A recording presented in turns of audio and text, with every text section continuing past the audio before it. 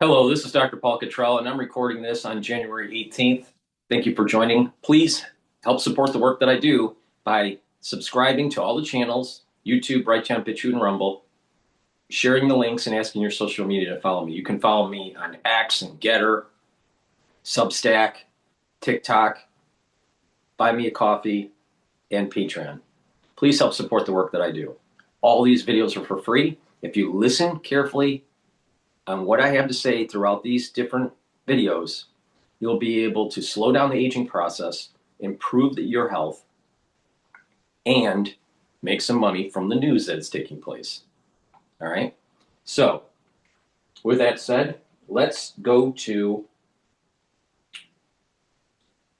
Fox News that did a clip about 7 hours ago.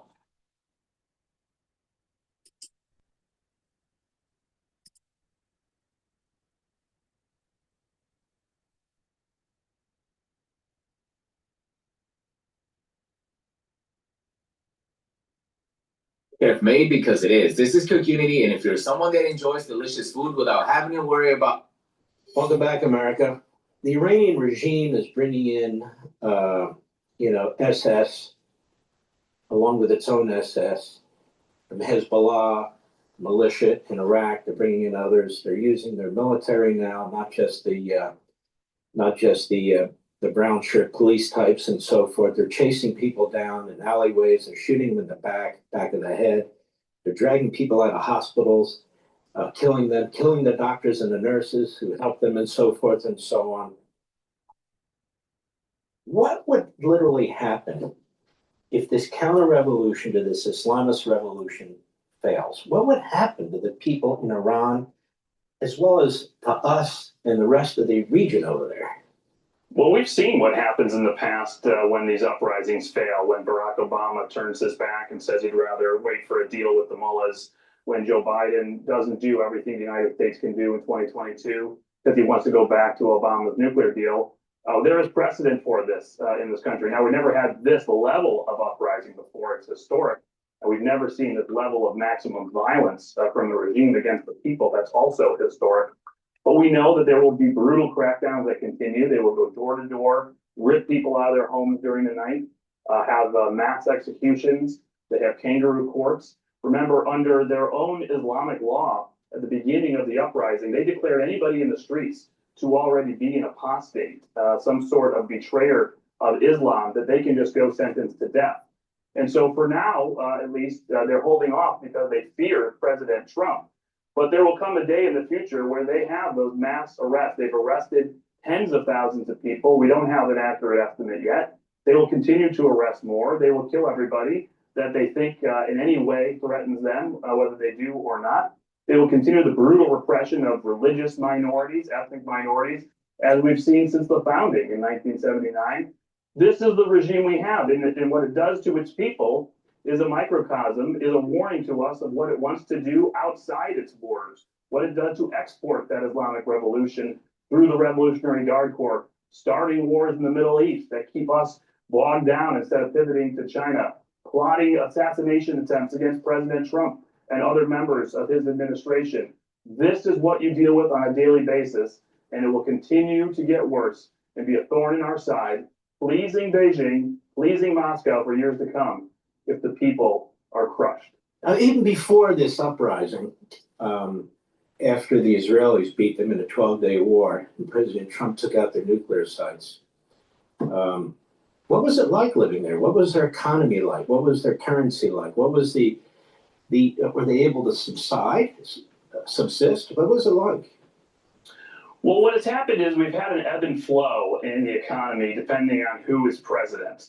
Obviously, Barack Obama decided to go into the horrible nuclear deal and open up just hundreds of billions of dollars of spigots and sanctions relief for Iran, allow their oil industry to start booming again, skyrocketing back up into the northwards of 2 million barrels per day in exports. Donald Trump came in his first term and said, this is crazy. What are we funding our enemies like this? Got out of the nuclear deal and put maximum pressure on Iran and started driving their exports of oil towards zero. That prompted the first one of these kinds of uprising in years in 2019. And similarly, the regime was caught off guard. They were afraid. They responded with max violence, but it was much smaller than what we're seeing today. 2022 comes around, you have Joe Biden as president. He's undoing everything that Donald Trump has done, offering sanctions relief to the regime once again. So they're able to get by. Even if the people are suffering, the regime is enjoying happiness with what they're selling in oil exports that Biden allows. Come Donald Trump back into office, and he reasserts maximum pressure. He's putting the pressure back on the banking sector. And let me tell you something, when he decides to take out the nuclear program, that takes a major extortion leverage away from the regime. When he completes the UN snapback of sanctions last fall, once again, the bottom starts dropping out. If he takes out the missile program finally of this regime, they have nothing to extort or threaten or deter us from stopping all of the rest of their oil exports. He has so many levers at his disposal in President Trump, and he just needs to act for those options and start executing them sequentially to help the people bring down this regime. This is the moment it can happen. He is the transformational president that can make it happen. Yeah, and he's going to. That's my belief. He's going to. Rich Goldberg, thanks for everything you do. You're a very, very important public voice. God bless you, my friend. Unfortunately, Trump had an opportunity when we bombed the nuclear facilities to decapitate the Ayatollah. Unfortunately, he didn't do that. And because he didn't do it, now he kicked the can down the road. More people are dying in Iran, and the United States has to get involved, and it'll cost even more. In addition, if he decapitated the Ayatollah back then, when we knocked out the nuclear facilities, or had Israel decapitate the Ayatollah, we wouldn't have moved our aircraft carriers out of Asia into the Middle East to do this next assault. In addition, at that time, we didn't have major naval operations in Venezuela. So we're spread a little bit thin now. Once again, Trump, kicks the can down the road, or Trump always chickens out. And when you really have to deal with the problem, it's even worse. It costs more money, and our military preparation in Asia is weakened. Trump should have killed the Ayatollah when we knocked out the nuclear facilities.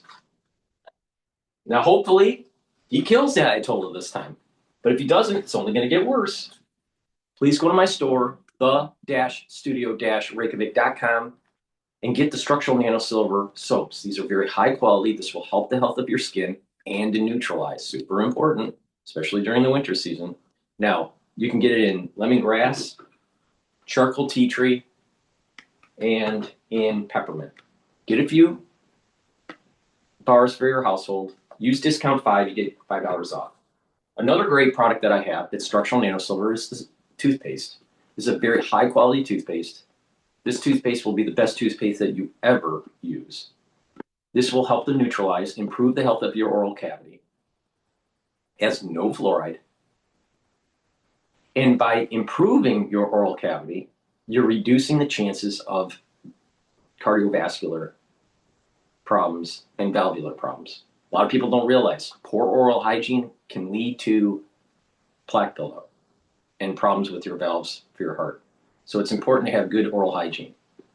This is the best toothpaste you can buy. Get a few tubes of this toothpaste from my store, the-studio-reykjavik.com. And again, use discount 5, all caps, discount number 5. You get $5 off any order. And I have structural nanosilver gel called Renew. Now, this will help the health of your skin. Use it every day. This will help the top of your skin. It can also be applied to cuts, abrasions, minor burns. They'll speed up the healing process. And to help to neutralize, especially during the winter season, put it on your hands, around your mouth, around your nose, around your ears. Lightly coat your nostrils. It will stay active for 5.5 hours. Way better than Perel. Please go to my store, the-studio-reykjavik.com. and get this Renew silver gel. Now, if you have a runny nose and you want to, especially at night, and you want to reduce that soreness of the nose and that drainage, lightly coat the nostrils, and it'll help to reduce that drainage and reduce that inflammation around your nose. All right, and you'll be able to breathe easier at night. So please go to my store, the-studio-reykjavik.com. Okay, let's listen in to Aaron from This Week in Oil.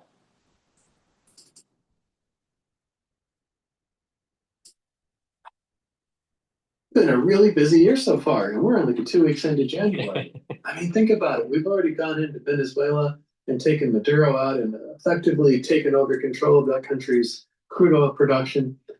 We've got our military surrounding Iran with all sorts of headlines and threats going back and forth. The market's really not sure, where to go and what to do at the moment. And I still think those two were really big, important things going on. But I don't want us to lose focus on the fundamentals of the market, which is easy to do when you have all these high-level things going on. So let's take a few minutes and look at the different supply and demand components this week in oil. Hey, I'm Aaron with over 30 years of experience in oil trading and analytics, and I'm here to elevate your understanding of the market. So let's get into it real quick.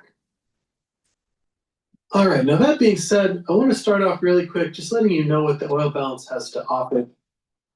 First of all, we've got our Substack going, where basically you can get our weekly commentary. I call it the light version because it's just the commentary. There'll be a few charts in there, but it's mostly just commentary, our weekly Elevate report. From our website, you can get the full Elevate report. So it has the same commentary, but then nearly 70 charts and tables. I think it goes up to 68 when you combine everything together, which gives you, there's the things I want to talk about in the commentary, but it also gives you a more full picture going through and seeing all those charts that would really help you with the fundamentals, especially the topic of this week's video. If you were to subscribe to that report, you would be keeping up every single week on these fundamentals like this, just getting that full Elevate report. We also have the STIO and monthly data compilation. So again, I'm just taking data from the Energy Information Administration and putting it together in a way that's easy to consume, easy to see what's going on. So not doing, it's not any of my own data in there. I'm just pulling all the data from all the different sources and putting it all in one easy to use place for you to be able to look at. Of course, we have our own proprietary supply and demand balances. And from that, we can look at inventory forecasts. From those inventory forecasts, then you can start to talk about pricing structures and how things should be pricing out versus what's actually going on in the futures and where opportunities are and that sort of thing. It's actually pretty interesting stuff. I can work with you on collaborative balances, so I can sit down with you and your team and go over where you think the balances should be. We might come to have different ideas about what some of the variables are. What those inputs should be, and have a slightly different version of your balances than what I would have. But keep that for you. I'll maintain that for you. It's like having your own analyst right there next to you, but without the big Wall Street cost. And we also do tailored enterprise solutions or consulting work. Recently we had on the oilbalance.com, the website, but it might just actually be easier below, and that's very helpful, and thank you very much for those who have contributed to that. But anyway, let's get on to the rest of the chart pack here this week. So here's the weekly crude chart that I liked. Again, I like to look at the weeklies. I think it gives us a little bit of a step back to look at the bigger picture. Crude's been up now 4 weeks in a row. We did have a good, we ran up really high on the Iranian headlines earlier this week and have come back off now as the market's pretty uncertain about what's going on. Even today on Saturday, I've gotten several emails sort of contradicting each other about what's actually going on in Iran and what Trump is going to do about it or not going to do about it. So there's still a lot of uncertainty about that situation. But for my money, as long as we've got, forces in the region, I think it's probably still an issue. Once we start to, see those forces start to disperse and go to other places, then I think the market will maybe relax at least on that point. Right. But Right. So as again, long as military operations are taking place, there is a sense of concern and unknown. And so even if there's going to be lots of oil in the market right now, relative to demand, the supply is much higher. There is a high probability of price to move up or fluctuation of price. This is the reason why I've created a straddle. So I have a hedge position in natural gas and in crude oil. All right, WTI. With tension starting to arise in Iran, you should see volatility in crude oil, even though it's really Iran is tied to the Brent market. Fluctuations, so it can go up, and then come back down. And that's what we saw last week. It went up, and then Trump said, well, maybe I'm not going to bomb them, and then it came back down. All right? So the trading range is around 56 to about 62 right now. So if you hedge, you'll be able to benefit from this volatility, all right, it coming up and then coming back down. You have to make sure that you unwind both of those legs of the hedge in a profitable way. You have to be patient, all right? But the bottom line, that's assuming that you're completely neutrally hedged. But the thing is that there's going to be some volatility, all right? Geopolitical volatility that's driving the price up, even though there's a lot of inventory in the market. So with fundamentals, taking out the international stress or unknown, oil should be going down. So that's the reason why this range is at about 56 to 62.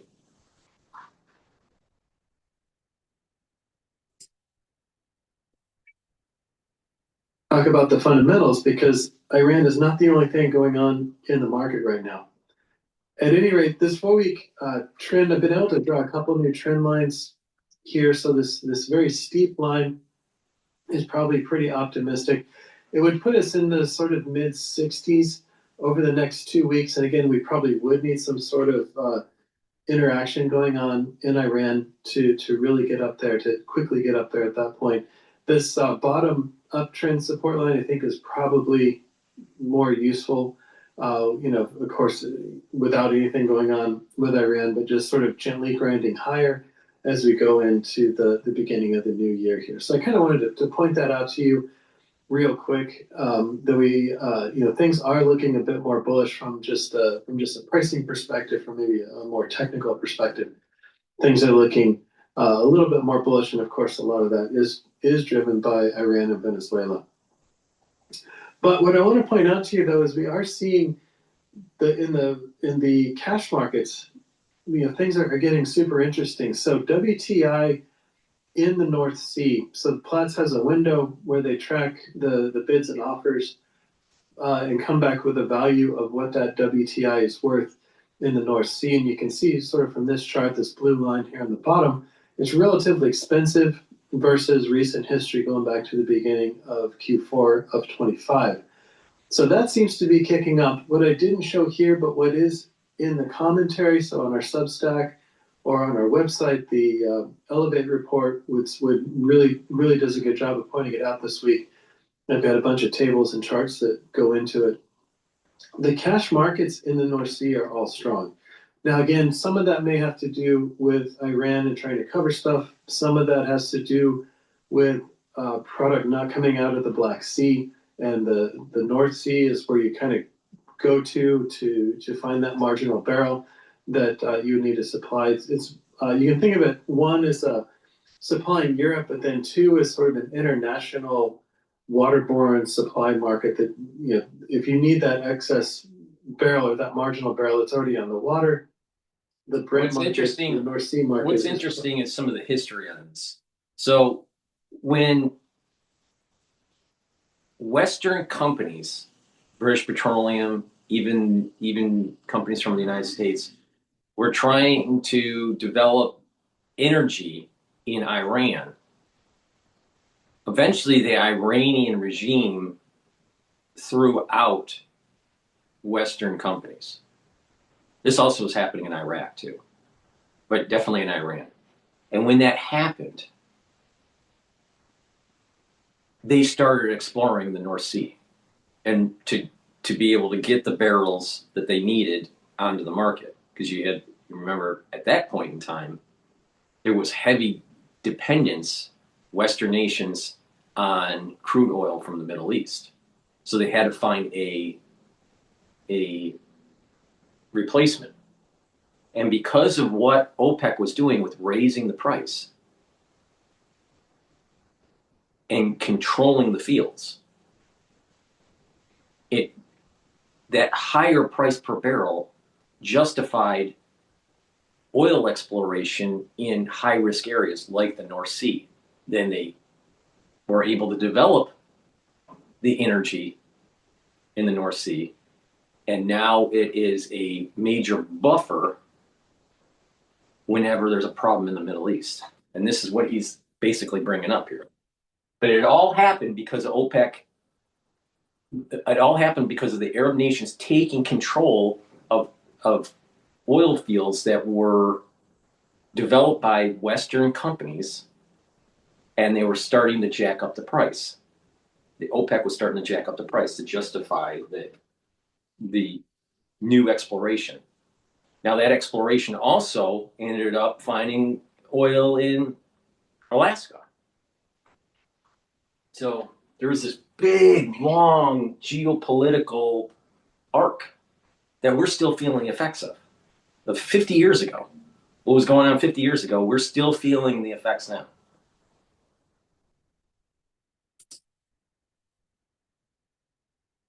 Where you'd go to look, and then work on shipping it to wherever you actually need it from that point of view. But across the board, we're seeing stronger values on the physicals. For the purposes of this presentation, I'm focusing on U.S. streams. So again, that WTI barrel in the North Sea is actually pretty valuable right now. What's interesting though, on the Gulf Coast, you see this HTT. This is WTI in the Houston market. The very front end is at the very shallow contango.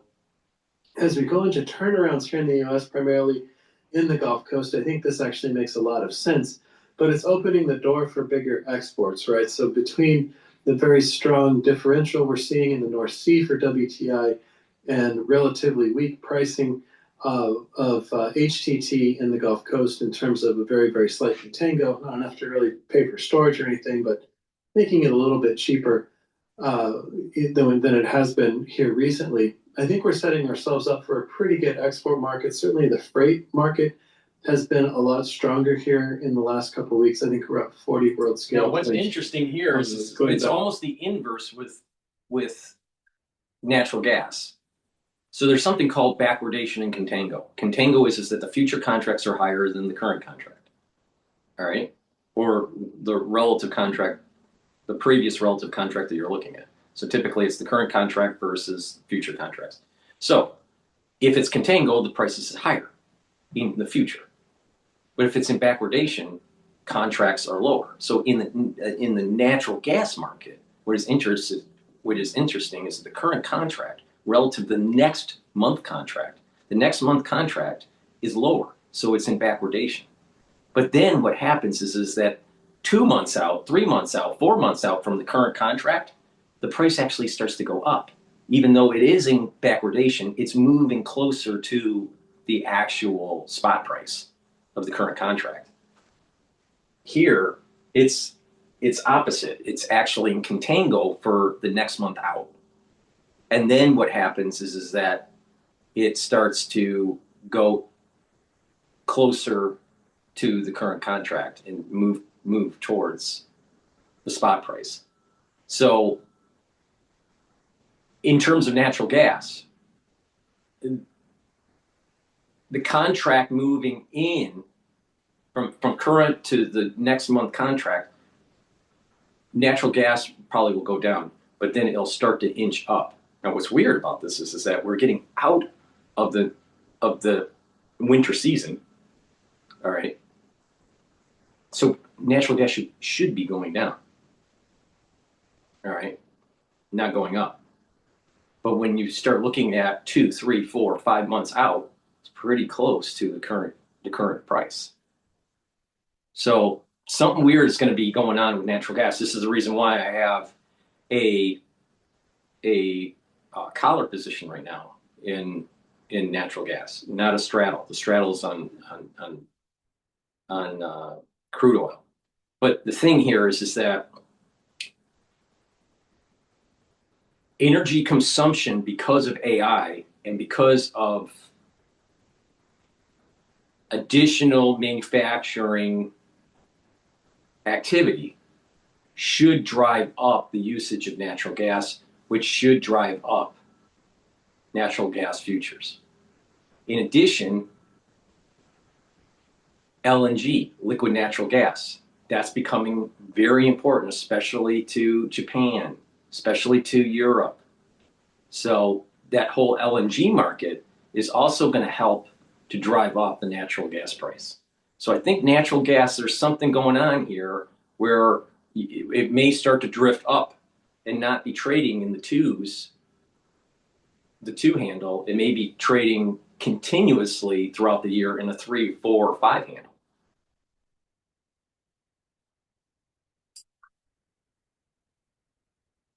Versus about a month ago, so middle of December or so. So definitely seeing stronger freight rates coming out the Gulf Coast on that TD25 freight market there. On the U.S. inventories that have come out, I want to point out a couple things to you, obviously. So we're seeing a lot of builds, and again, that's not completely unusual this time of year. There's a lot of lack of demand that shows up. There's barrels that sort of come out of the woodwork after tax season's over for mysterious reasons that suddenly come back in and get counted. So it's pretty normal at the end of December, beginning of January, to see really big builds. And then as we go into turnaround season, which I'll show you here in a second, those builds quickly turn into draws sort of across the board. So it's super important now that we focus on where inventories are, because that helps us start the clock, if you will, to recalibrate our balances for the rest of the year, our inventory forecasts. You're never sure how big these builds are going to be between December and January, but now they're probably pretty much done with the big builds. We'll get smaller net changes over the next few weeks and probably go to net draws by the time we're into February. So that's why I really want to point that out this week, because this sets the tone now for the rest of the month. So hopefully, as you can see here, crude stocks are up a little bit week on week. We're definitely off the bottom of the 5-year range, but we're still definitely in the lower half, lower third, even probably lower quarter of this 5-year range. Gasoline stocks up sharply. Again, maybe a bit of a concern. It does do that this time of year, as I was just saying. Jet fuel stocks popping up here as well. Distillate stocks sort of sideways, which is a little interesting as the weather hasn't been as cold as we had hoped. So you still, the biggest demand sector of distillate is that on-road, just moving products across the country on trucks. But then there's that secondary kick that happens in the wintertime when a lot of people, primarily on the East Coast, use distillates as well as home heating oil. And it just hasn't really been super cold, at least so far. We'll see what the future brings here. So inventory is about, a little bit lower than middle of the range, pretty close to a year ago type levels. Again, like we saw last year, I would expect inventories to come off just as refining production starts to slow as we go into planned maintenance. Fuel oil about a year ago type levels. And then propane continues to be an issue. If you recall, at the end of last year, inventories were super high versus a 5-year range. And now that we've reset that 5-year range, looking at 2021 to 2025, that puts us obviously last year at the top of the 5-year range now when you reset that. But inventories to start the year here in 2026 are still really far above year ago type levels. So we need to keep that in mind. Crude and products, or at least maybe we should say crude and diesel inventories are relatively tight. propane and gasoline inventories, at least for the time being, are very loose. So keep that in mind. Again, to go forward, that's sort of the point of this video this week, is just to keep that foundation strong in the back of your mind about what's actually going on here with the fundamentals. If we look at just the inventories that are connected to NYMEX tradable futures, the Cushing would relate to the CL futures, the big crude oil futures, just barely above year ago type levels, definitely at the bottom of the 5-year range still. Inventories of propane in PADD 3 really high for the same reasons we just discussed on the previous slide. PADD 1B gasoline is actually pretty low, so this would be New York Harbor area gasoline is where the futures are. PADD 1B is the region that covers, sort of that central Atlantic area. Those inventories are still relatively low for gasoline. PADD 3 is where you have a lot of gasoline inventories right now, the Gulf Coast. And then PADD 1B distillate stocks, so this would relate to the heating oil contract or the ULSD contract at the very bottom of the 5-year range. So keep that in mind. I did frame these so the scales would be the same, so you could get a relative value too. Gasoline is at the bottom of the 5-year range, but we've got a lot more gasoline than diesel. Just in terms of sheer inventory, the demand load on gasoline is, 2.5 times what the demand load on distillate is, though. So keep that in mind there. So just looking at the crude market really quick, we saw good crude production increases towards the end of last year, even with, mid $50 crude prices. We continue to see decent crude production. I think we were at 13.75 this past week for just the neat number that they put out. So down a little bit week on week, but still a little bit above where we were this time last year. Again, I would expect that to sort of hold true. So I would expect to see production to stay just above year ago levels for most of the year, again, until we get some sort of different price signal. Maybe in the coming months, obviously, if something were to pop off in Iran, then you would, again, like we saw in June of last year with Iran, prices really spike up. We saw a ton of hedging come off of that, and then the next thing you know is production really starts to take off, and you can sort of see it here in this chart too. So in June is when the Iran-Israel conflict really took off, and then 3 months later or so, we started to see inventory or production really start to kick up, especially towards the end of the year, based off of that price inflection. So keep an eye out for that if we were, if something does happen in Iran. Crude inputs into refineries. So these are the crude runs, actually really high versus the historical range. As you see, they should be dropping off pretty quickly, given history, and then we know by the end of the month, we should be down at least 1 million barrels per day. I think it's 1.2 million barrels per day in terms of planned maintenance. And there's always, stuff that goes wrong, or refineries don't come back as soon as they're supposed to from maintenance and that sort of thing. So those runs really should start to come down here pretty soon. Maybe as soon as next week's report, or Thursday's report. Monday's a holiday. Which again should limit the amount of gasoline and diesel builds that we would see. And then crude exports also relatively strong, but again, like I showed you, those ARBs are opening up wider and wider. So I wouldn't be too surprised if we get into the high 4s and maybe low 5 prints in late January, early Feb sort of time period there. And then finally on domestic demand, everything actually looks pretty good except the propane. Again, that probably has more to do with the weather than anything else right now. You can see where the summertime rates are when you don't have any heating demand and you don't have really any ag demand in the middle of the summer for propane. So you can see the Q1 that's a lot of heating demand added into just the regular base load of propane demand throughout the country. Jet demand is actually really pretty high right now. Of course, those bounce around quite a bit. Gasoline demand is looking actually pretty good. And then domestic demand was bad the first week of the year and has picked back up pretty quickly the second week of the year. So we'll see how that goes. course, monitoring all of these really closely. And then one thing I like to do is look at days of supply. So it's one thing just to talk about inventory and then to talk about demand, but let's put it together. Let's put it together in terms of how many days of supply do we have if we keep going at this same pace for domestic demand and for export demand. So that's why I put that here in the title. And that's why I'm looking at it. The DOE looks at it a little bit differently. But this is just looking at current inventories divided by current demand and export, or domestic demand plus export. So again, the DOE numbers are calculated a little bit different. But basically what you can see is we're at the bottom of the range for all these things. Jet maybe looks a little bit concerning. Again, I wouldn't put too much weight on 1 week, one data point. But that's looking a little bit concerning. Distillate definitely looking a little bit concerning. Again, we'll see if that changes next week, but something to definitely keep an eye on. Gasoline keeping up with a year ago.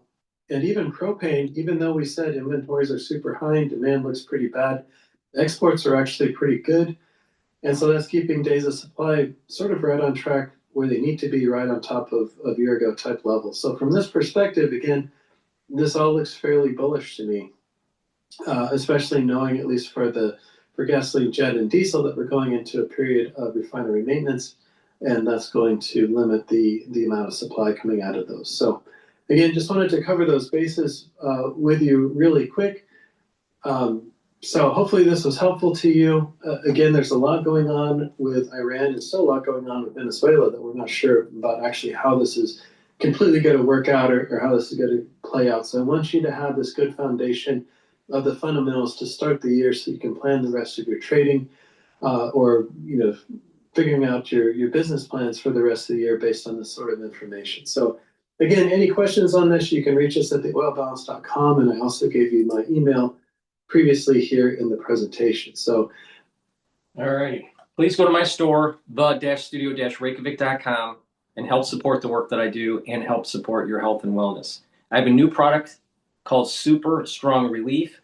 If you pull a muscle or have a bruise, you have arthritis, rub this on your skin and it will relieve it within 30 seconds or so. If you have a headache, a minor headache or whatever, and you rub it on your temples or maybe the back of your neck, because it's a tension headache, this will help to relieve it. All right. So if you pull a muscle, a bruise, headaches, arthritis, joint pain, rub it on there and it'll help to relieve it. To detoxify your body, take zeolite. Zeolite, you take 3 small drops underneath your tongue, drink filtered water. Really simple. It'll bind to heavy metals, toxins, and chemicals and allow you to get rid of that within 6 to 8 hours through urinating. Now, zeolite you can take every day. And when you do this, you're detoxifying your body and you're improving your immune system, your endocrine system, and even your brain function. When you get rid of these toxins, heavy metals, chemicals out of your body, your organ systems will improve. And when they're improving, then you're going to slow down the aging process. So make sure you drink filtered water, stay away from processed foods, clean your environment in your home, get rid of cleaning supplies and paints that you don't need. If you need them in your home, in the basement or in the garage, make sure they're in a double container. And that way you're reducing your exposure to chemicals. But it's really important to detoxify your body regularly. Please go to my store and get the zeolite, very high quality. And to sleep properly, get the good night formula. This says tryptophan, melatonin, GABA, and passion flower to allow you to get the 3 to 5 cycles of REM sleep and deep sleep. So you're detoxifying your central nervous system, consolidating memory, and you'll be well rested. When you do this regularly, you're going to slow down the aging process. A lot of people don't realize chronic sleep deprivation can lead to early onset of dementia. That's bad. Go to my store, get the good night formula, and guess what? You'll slow down the aging process. Also, get the olive leaf extract. Olive leaf extract is dual purpose. It's going to bring down inflammation and help you to control your lipid profile, help to bring down LDL levels and help to increase your HDL levels. When you're bringing down inflammation, controlling your lipid profile, you're reducing plaque formation. So you'll get better blood flow, and better blood flow means better brain. So this will help with your cardiovascular health. Also, by bringing down inflammation, it's going to boost up your immune system. So please go to my store, get the olive leaf extract. It's a very high quality product. So to boost up that immune system and your cardiovascular health, get the olive leaf extract. To boost up your brain function and to get good sleep and to detoxify your central nervous system, get the Good Night Formula. The zeolite will help to detoxify your whole body. Take it every day with 3 small drops. Drink it with filtered water. And if you have muscle aches, bruises, headaches, or joint pain, use the strong, super strong relief product that I have in my store. So please go to my store, the-studio-reykjavik.com. Use discount 5, all caps, discount 5. You get $5 off any order. All right, let's listen into G0 about why Trump is pushing to take Greenland. Here, and a quick take, it's Greenland that everyone's talking about right now. I know it's been Russia, Ukraine, and Venezuela, and Gaza, and lots of other places, Iran, but a new geography that is causing a crisis in the middle of the transatlantic relationship. And this is all the United States and President Trump changing the status quo by saying the United States has to have sovereignty over Greenland, not security guarantees, not growing willingness to put more troops on the ground or allow the Americans to expand bases. The U.S. is not trying to negotiate that with the Danes, who have territorial control over Greenland as part of Denmark, or with the Greenlanders individually, rather just saying, no, there's no way this can be resolved unless we have direct ownership of sovereignty over Greenland. That's been both the position of Vice President Vance and Secretary of State Rubio meeting with the Danes and the Greenland foreign ministers a few days ago in Washington. The meeting went pretty well. It was fairly constructive, the download from both sides, but it was clear that the Americans were not going to be satisfied on the security front. And the Danes said, okay, let's put together a working group. And the White House then said, yeah, the working group is about how we will buy Greenland, which is, again, a red line for Denmark and for Nordics and for pretty much all, though not all, of Europe and NATO. And so that's causing a crisis. President Trump has now said that there will be tariffs against the countries, the individual European countries that have sent troops on the ground to Greenland, not saying that they're there to defend against the United States, but clearly the symbolism is there, and also the steadfastness in being unwilling to accept a negotiation on the future of Greenland or an effort to purchase it. That's 10% tariffs against those countries on Feb 1, and leading to 25% later on the year unless they back down from their support. It's hard to imagine how this ends well. It's right now essentially suspending the U.S.-EU trade agreement, as we've seen many European leaders come out and say. It is likely to lead to European tariff retaliation. And it's also creating a crisis point for the reliability of the United States to defend allied members in NATO. And of course, it's Ukraine that we should be talking about. And the United States made all sorts of demands on the Europeans to provide more support for the Ukrainians, and the Europeans have done so. They've stepped up, and they're now providing almost all of the financial support for Ukraine's defense, buying mostly American weapons, which the U.S. is very happy to sell them. And the U.S. taxpayers are not picking up the tab. But when it comes to Greenland, the Americans haven't made any demands of Denmark. Now, in part, that's because any demands the U.S. would make, the Danes and the Greenlanders would be willing to accommodate, whether it's more American bases on the ground, which they haven't been interested in actually stepping up, certainly not under Trump's first term or under Biden, whether it's intelligence and listening posts, surveillance, whether it's, you want to have a rocket base for SpaceX, they'd be willing to provide that. So it's hard to imagine it's about security. It's even harder to imagine about critical minerals, since the infrastructure would take an awful long time to develop. And that's not really been the focus of negotiations or of Trump's statements. What most of the European leaders I've been talking to think it's about is ego, that this is a legacy move for Trump, that he wants his name on it, like he wants his name on the Kennedy Center or on lots of buildings in the U.S. and around the world. And that, of course, is something that the Greenlanders won't vote for, and the Danes refuse to accommodate. So it is leading to a crisis. Now, I'm trying to figure out if there's any other legitimate arguments as to why the United States needs to actually own Greenland.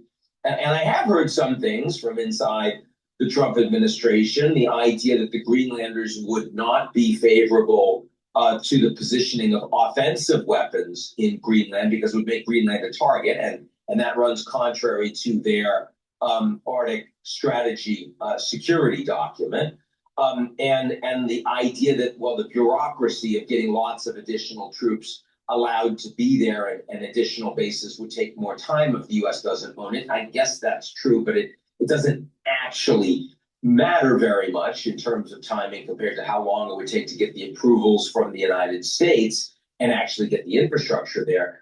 The one argument that's been made to me that I think is credible, though it's quite circular, is that the Russians and the Chinese, who have been stepping up their military exercises in the Arctic, and the Russians are building a lot more hypersonic missiles that would, most of which would go over Greenland if they were launched to hit the United States. I mean, in all of that war planning and war gaming scenarios, that is it credible that the United States would defend Greenland if it's not a part of the United States? That the U.S. commitment to NATO is not the same as the U.S. commitment to itself, which I think is true, and certainly most Europeans feel that way. But it is particularly true because of policies that President Trump has taken, including the threat to Greenland and Denmark's sovereignty. So it is a pretty circular argument, but it does have logical merit. That logical merit, I guess, grows every day that the United States unilaterally undermines the collective security trust of the NATO alliance. So that's where we are. Now, Trump is going to Davos, as am I, as are most of the main European leaders, and they're going to be meeting and talking over the course of the week. And the hope from most of the European teams is that face-to-face can lead to a climb down. Because do you really want to fight over something that is so obviously isn't really consequential for Trump?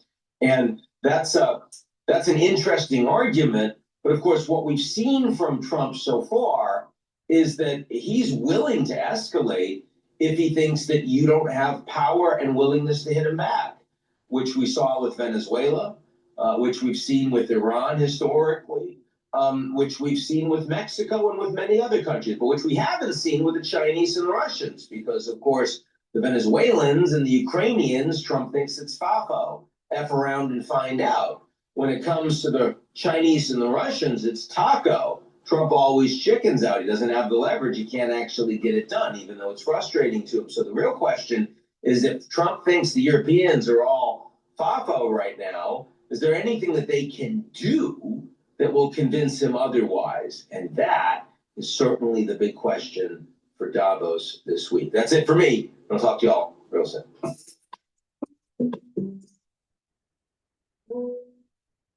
Please go to my store, the-studio-reykjavik.com, and get the Boomer Boost. This has 68 nutrients, has a very comprehensive compound profile shown on the screen here.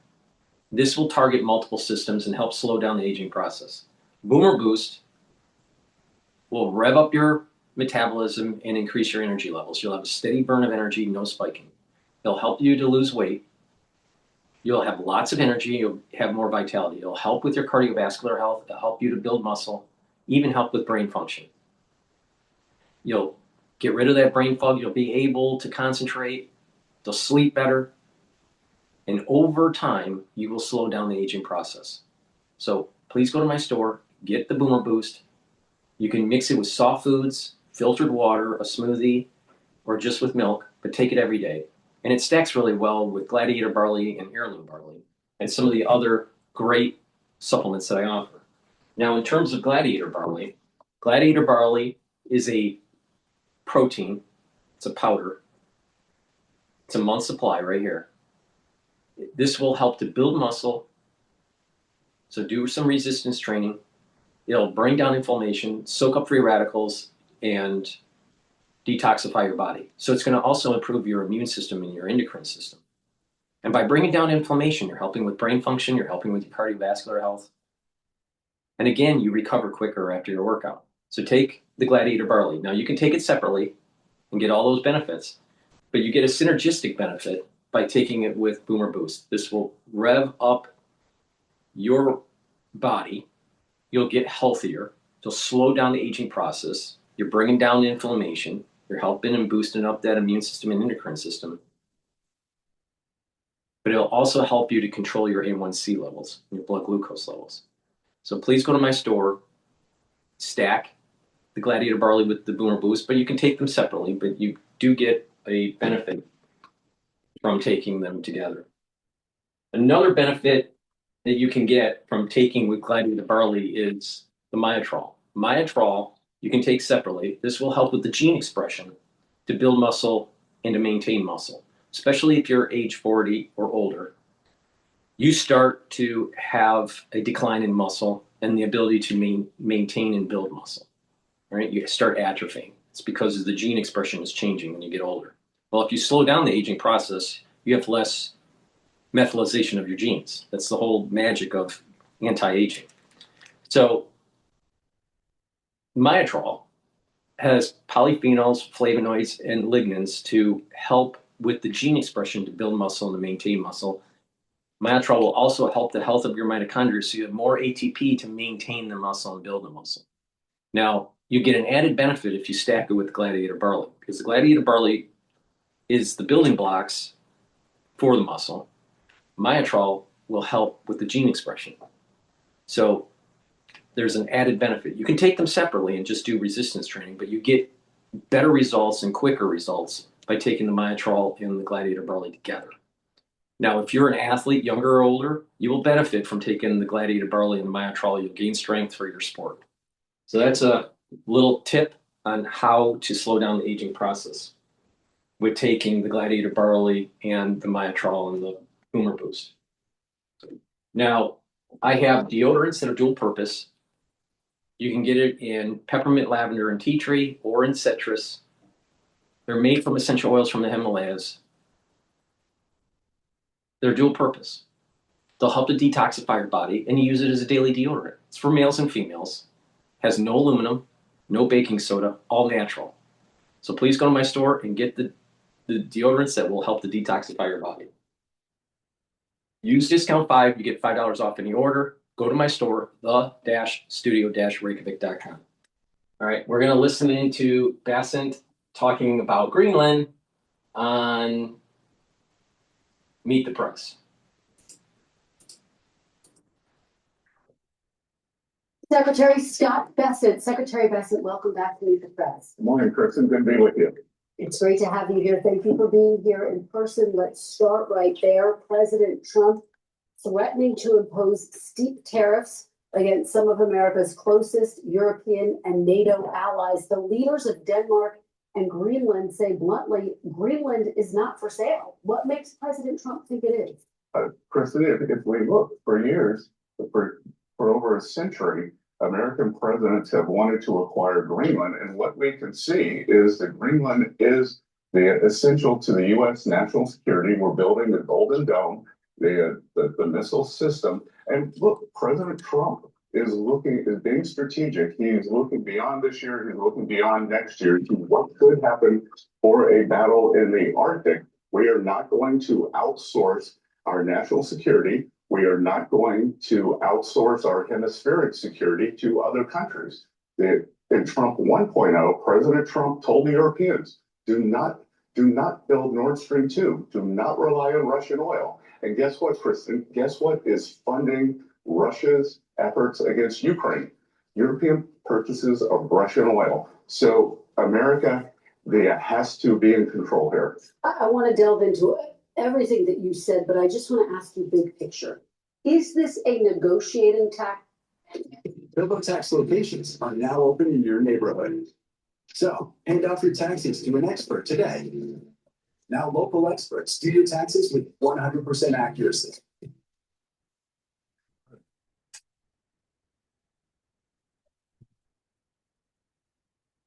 David Young Chevron Collection.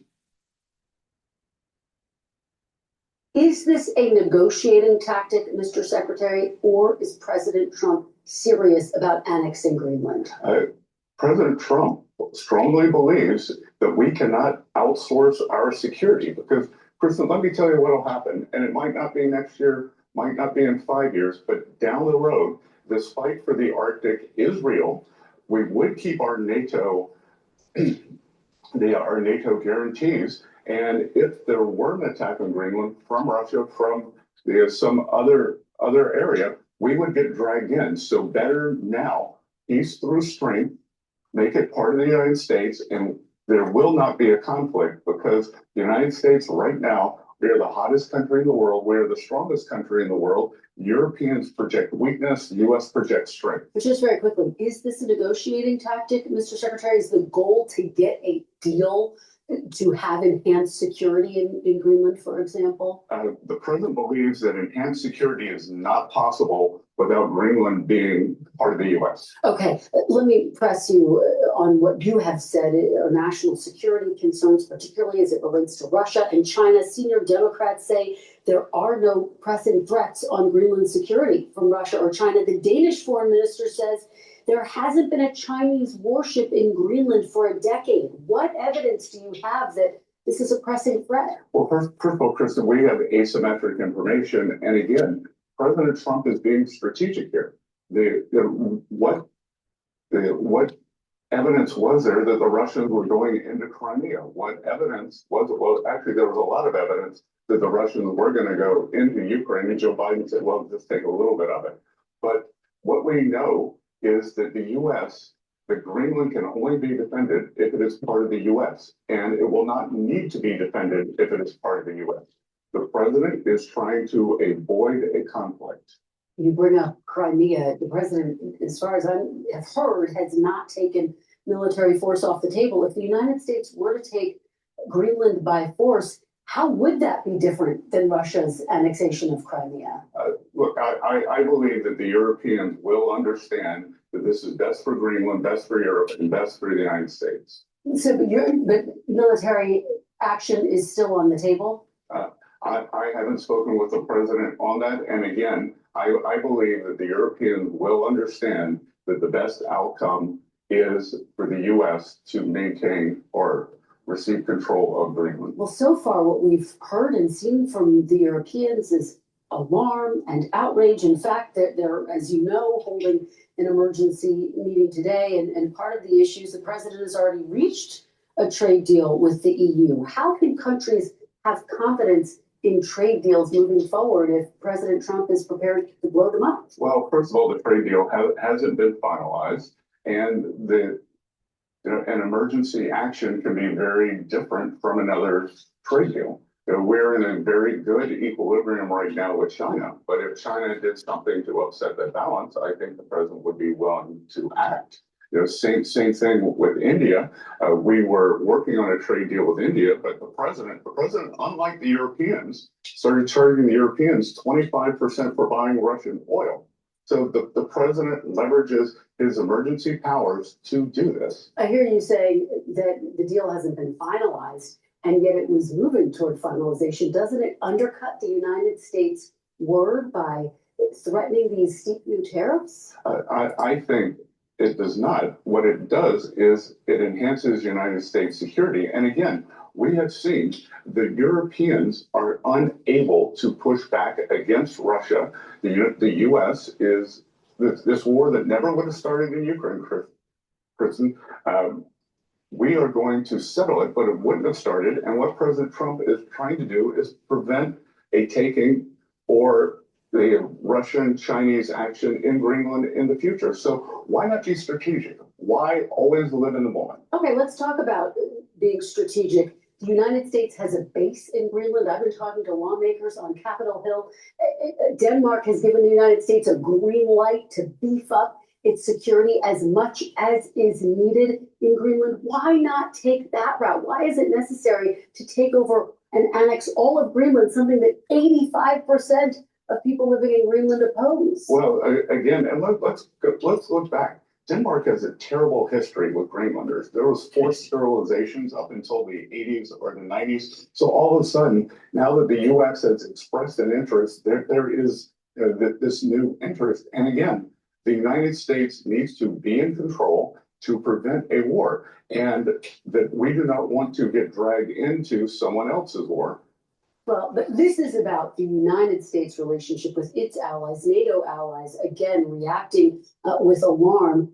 They're warning that this move to annex Greenland could, in fact, destroy NATO. So let me just put this to you bluntly. Is Greenland or NATO more essential to the United States national security? Well, Chris, that's obviously a false choice. That's a Not from the perspective of European leaders. The European leaders will come around and they will understand that they need to be under the U.S. security umbrella. What would happen in Ukraine that if the U.S. pulled its support out? The whole thing would collapse. That the U.S., Kristen, to be clear, since 1980, the U.S. has spent U.S. military spending versus NATO. People need to understand this. People need to understand. NATO is the United States. So whatever the United States wants, that's what NATO is. All right. So if the United States wants to have less engagement in Europe, well, that's what NATO is going to be doing. If the United States wants to have more engagement in Europe, that's what NATO is going to do. The big dog is the United States, and the United States is NATO. It's that simple. It's not Germany. It's not France. It's not England. And they know this. They know this. And they know that the European Union is so dysfunctional that they can't work together in some sort of federalism for their own protection. That's why they need NATO.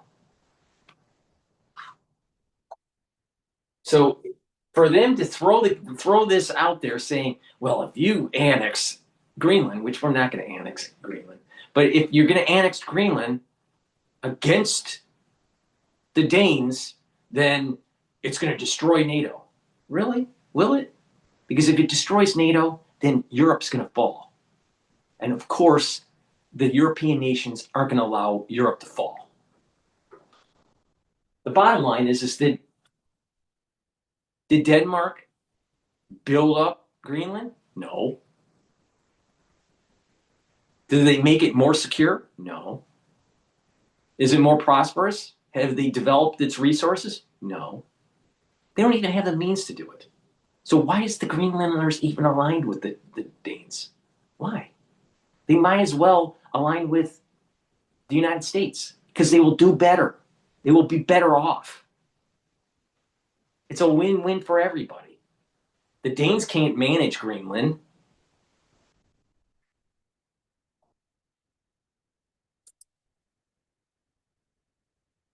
They've spent $22 trillion more than the Europeans have. That we are peace through strength. And the Europeans now are only trying to play catch up. And that is only through President Trump. President Trump believes in NATO. It's another thing that you got to understand is just that some of these energy companies, like ExxonMobil, they're getting into mining rare earth metals. So if you start being able to collect resources, right? And you have companies coming in and buying, let's say, property rights, then those resources that are under the ground are going to help to boost up their balance sheet because it's an asset. All right. So as oil production starts to go down or new development of fields starts to go down from ExxonMobil, and they start ramping up development of rare earth mining, then their stock price will start to go up. They sell this material that they mined, right? And it helps their balance sheet because they can have proven reserves that they can book on their balance sheet. So it's a win-win for ExxonMobil and other energy companies that are shifting some of their operations into rare earth mining. So this is a big play for the energy companies too. It's a win-win for everybody. So plus, it's a national security issue. As the Arctic starts to thaw, there's going to be more exploration with oil and gas. There is a theory that there's a lot of natural gas and oil in the Arctic, or in the Arctic Circle. So as it starts to thaw, you're going to have more military operations moving around, more oil and gas exploration. So this is a big play here. So shouldn't the United States dominate this? Or should we have the Danes not really do anything with Greenland? Greenland would be better off with the United States. The United States would be better off with Greenland. And not only that, by having Greenland, it sandwiches Canada. Canada should be the United States. It should have been the United States. We wanted it before 1812. It was the War of 1812 that prevented it from happening. The after effects of the War of 1812 is the reason why we don't have Canada. But Canada should be the United States, period.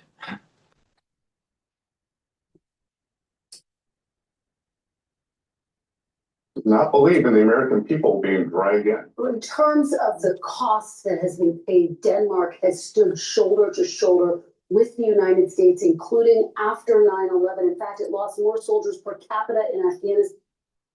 Okay. So we give them a premium to buy Greenland. And if maybe Denmark wants to sell themselves to the United States, fine, we'll buy them too. It's a package deal.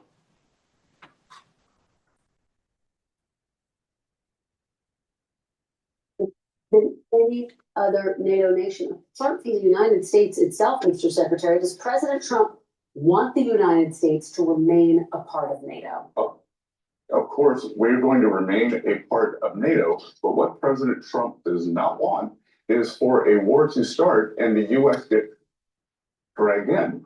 Again, we are not going to outsource our Western Hemisphere security to others. Let me ask you, broadly speaking, about the tariff portion.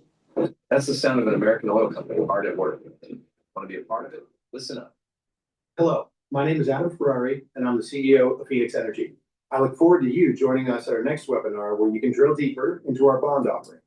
We currently offer 2 investment. Broadly speaking about the tariff portion of this, the president, as you well know, has justified his authority to impose previous tariffs without going to Congress by declaring national emergencies. It's an issue before the Supreme Court right now. We're all awaiting the High Court's decision. What is the national emergency that justifies these new slate of tariffs? The national emergency is avoiding a national emergency. That it is a strategic decision by the president.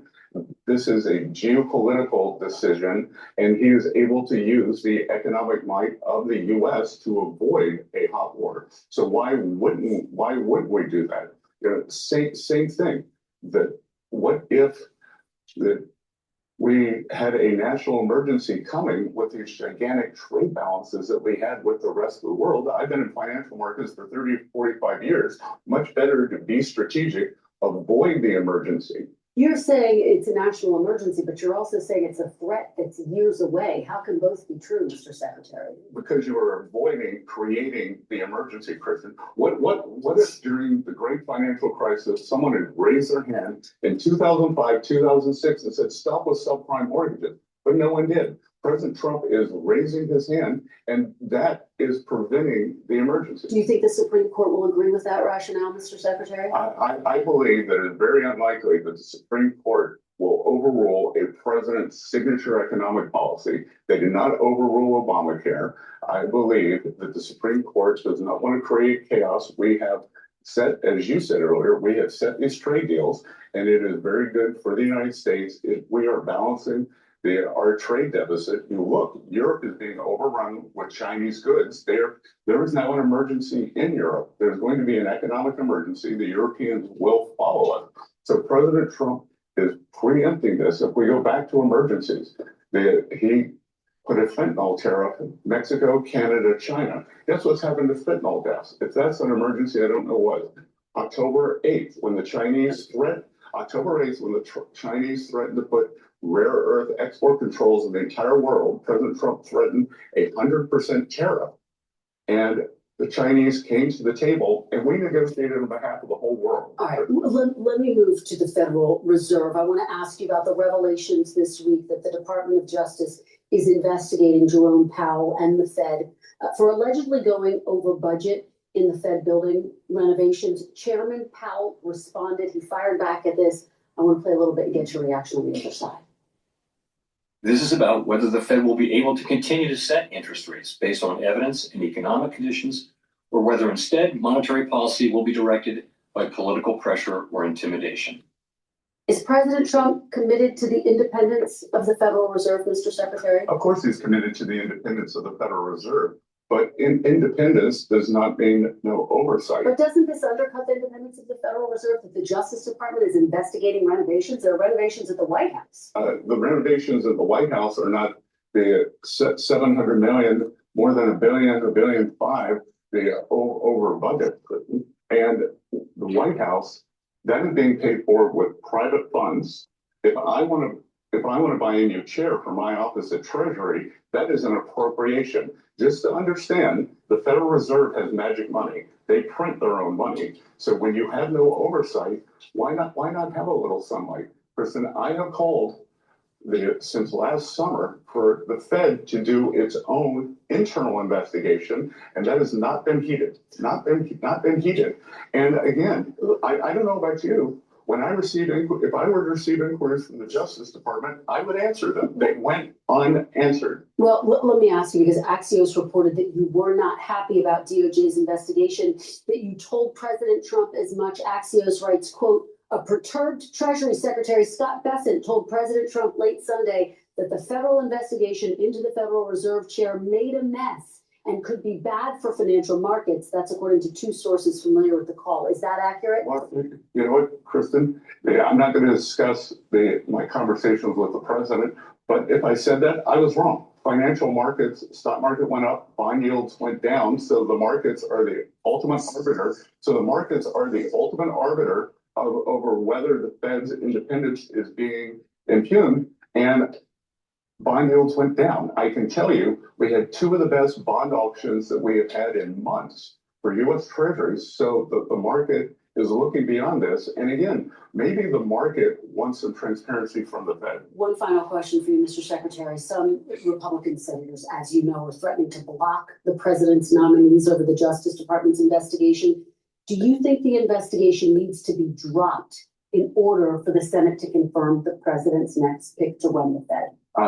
I think that will be up to the senators. But are you worried that they'll block the president's pick for the Fed? I am not. I think we have four great candidates. I think that they will be quite happy with either of the four. I think we will move forward. I believe that we will probably be hearing from the banking committee soon on what they would like to see. And again, the supervision and bringing in some sunlight does not mean coercion. All right. Thank you so much, Secretary Bessent, for being here to respond to all of the breaking developments overnight. We really appreciate it. Good to see you. All right, we're going to go to some other videos. One's about U.S.-Russia oil, and hopefully we can do the video on how Trump's Venezuela raid is helping China's war plan against Taiwan. Please go to my store, the-studio-reykjavik.com, and get the foundation for the core protocol to slow down the aging process. Get the multivitamin. This is easy to digest. It's chelated. It's easy to digest, and it has the multivitamins for the proper enzymatic activity so your cells perform properly. When you do that, guess what? Your tissues perform properly. And get the probiotic. Stack it with the multivitamin. You can get it in the powdered version or in the veggie cap version. Very high quality probiotics. And with a good probiotic, you're going to help your gut biome bring down inflammation. You're going to be able to absorb your nutrients better. Your metabolism will improve. The thickness of your mucosal layer at the gut level will improve. You'll have your immune system will improve. It'll have higher concentrations of IgA, which is really important. You'll reduce leaky gut syndrome. And also, you'll be able to sleep better. With a good gut biome, you're improving your brain function.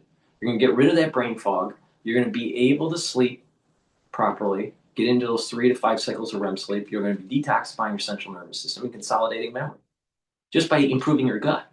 In addition, by improving your gut, you're going to improve your skin. So please go to my store, the-studio-reykjavik.com, and get either the powdered version or the VeggieCat version of the probiotic and stack it with the multivitamin. It's a very high quality, easy to digest multivitamin. That's the foundation.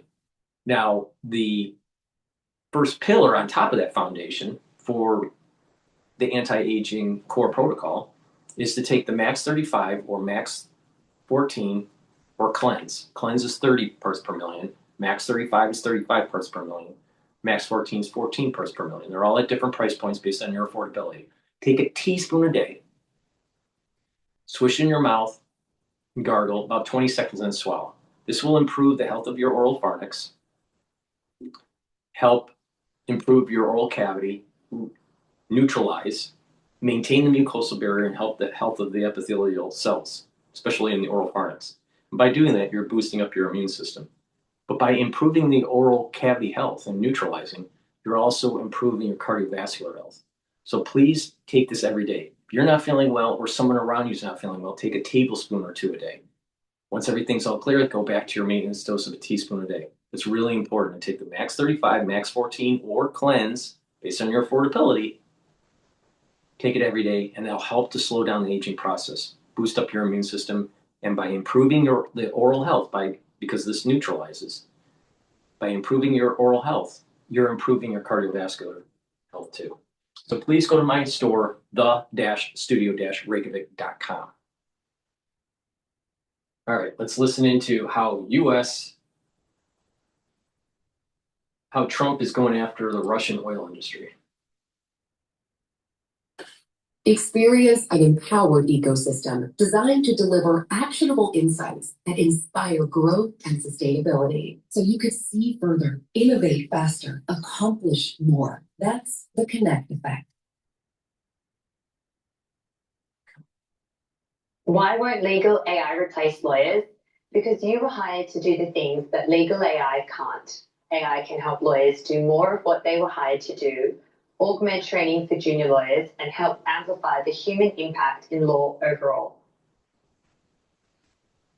A few weeks ago, the US and Ukraine agreed a 20-point peace plan for Ukraine, which included, amongst other things, an American-European security guarantee, a US-Ukraine free trade agreement, an agreement to hold elections in Ukraine, and a proposal to transform the 4 Ukrainian oblasts currently occupied by Russia into a free economic zone.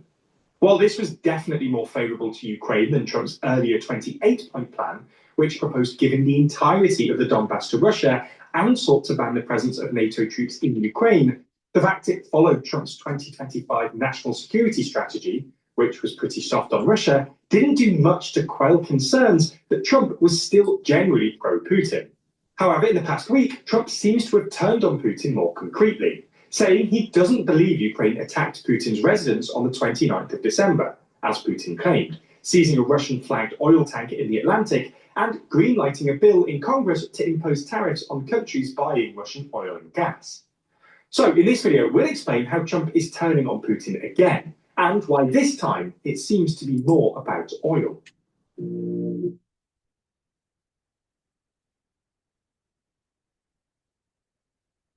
If you love staying informed and want some of the best reporting on YouTube, then subscribe and ring the bell for more. Given how many U-turns we've seen from Trump on Ukraine over the past year, we'll start by illustrating Trump's shifting position. On January the 20th, Trump was inaugurated as US president, having repeatedly pledged to end the war in Ukraine within 24 hours. Unsurprisingly, this didn't happen, and on February the 12th, Trump held a phone call with Putin. The following week, called Zelensky a dictator, and on the 28th of February, publicly berated him in the Oval Office.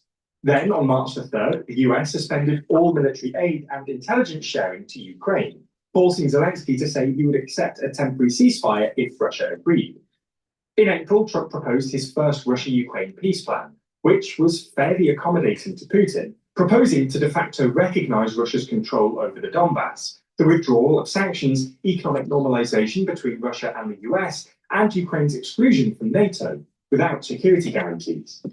Despite this, Putin rejected the deal and continued to insist on three further things: a significant reduction in the size of Ukraine's military, no European peacekeeping force, and full control of the 4 oblasts occupied by Russia.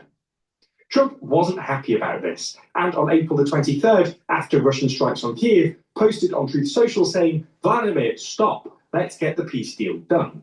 Progress then stalled until August, when Trump invited Putin for a summit in Alaska. Since then, Ukraine and Russia have disagreed over the terms of a ceasefire, territory, and security guarantees, with Ukraine wanting a European or NATO reassurance force stationed behind the front lines to prevent further Russian attacks, while Russia opposes any foreign troops in Ukraine. Nevertheless, around Christmas, Ukraine agreed to Trump's latest peace deal, which included proposals for an American-European security guarantee, a US-Ukraine free trade agreement, elections in Ukraine, and a free economic zone in Ukraine's occupied regions. Russia, meanwhile, again refused the deal, and on the 30th of December, falsely accused Ukraine of launching an attack on Putin's residence in Russia's northwestern Novgorod region, likely an attempt to sway Trump. Initially, Trump said he was angry about the alleged attack, but after the CIA debunked Putin's claims, Trump said in early January, "I don't believe that strike happened."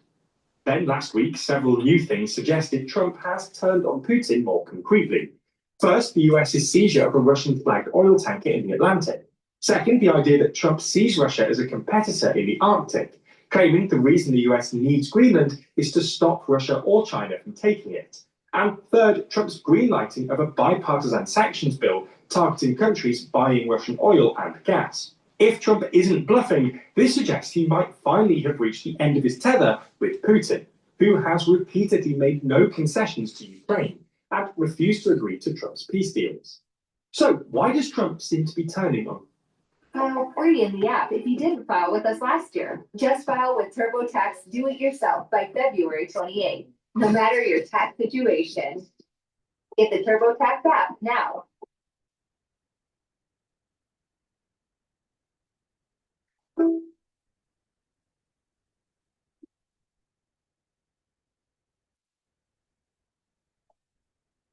So why does Trump seem to be turning on Putin again?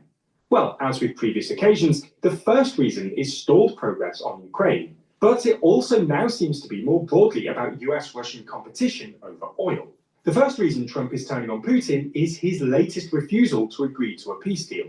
A Telegraph article published this week suggested that Trump now sees Putin as the bigger obstacle to peace than Zelensky, and Trump's decision to greenlight a sanctions bill in Congress targeting countries buying Russian oil suggests a willingness to use economic pressure to force Putin into accepting a deal, something European officials have been hoping to see for months.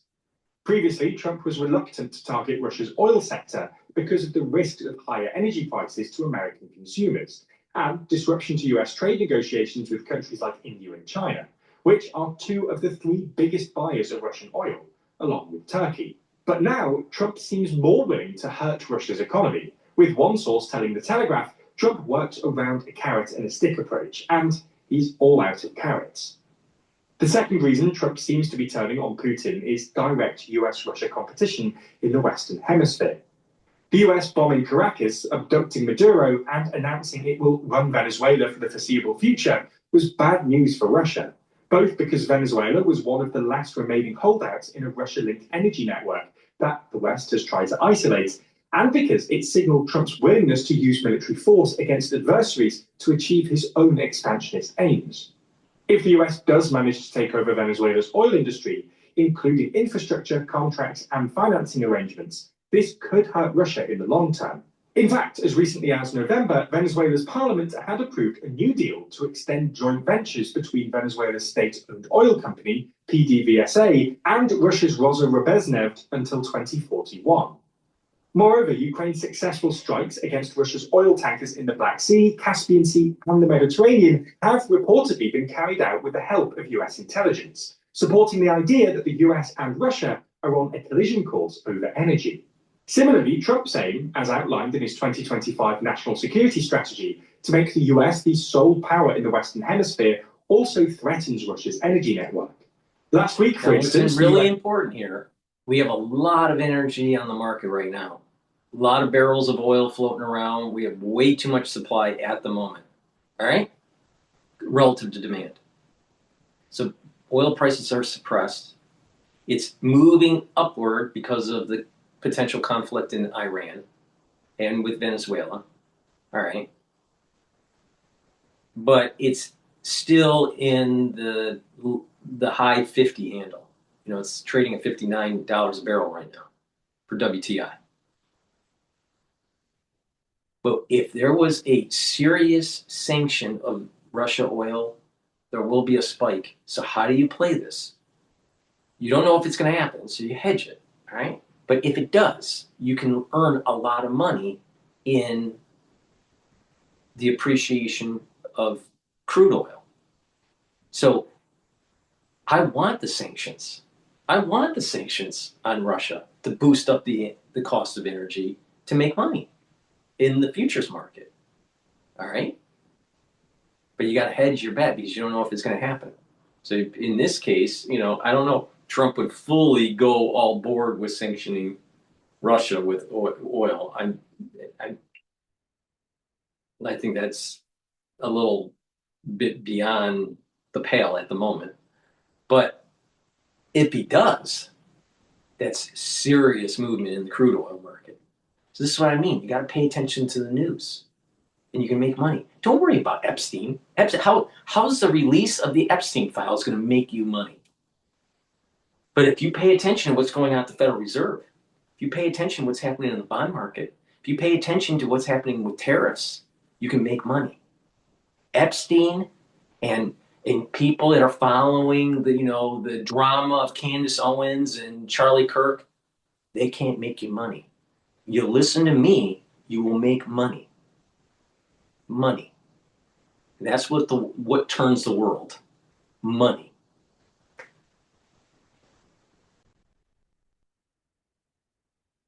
Coast Guard seized a Russian-flagged Venezuela-linked oil tanker called the Marinera, previously Bella 1, in the North Atlantic after a weeks-long chase, despite Russia formally requesting that the US stop pursuing it. For context, Russia is accused of using its so-called shadow fleet, i.e. fraudulent or unregistered vessels that smuggle illegal goods, particularly oil, to evade Western sanctions, mainly in the Black Sea, but also in the Caribbean and North Atlantic. Because of this, maritime analysts say an increasing number of Venezuelan tankers are now changing their flags to Russian to gain protection.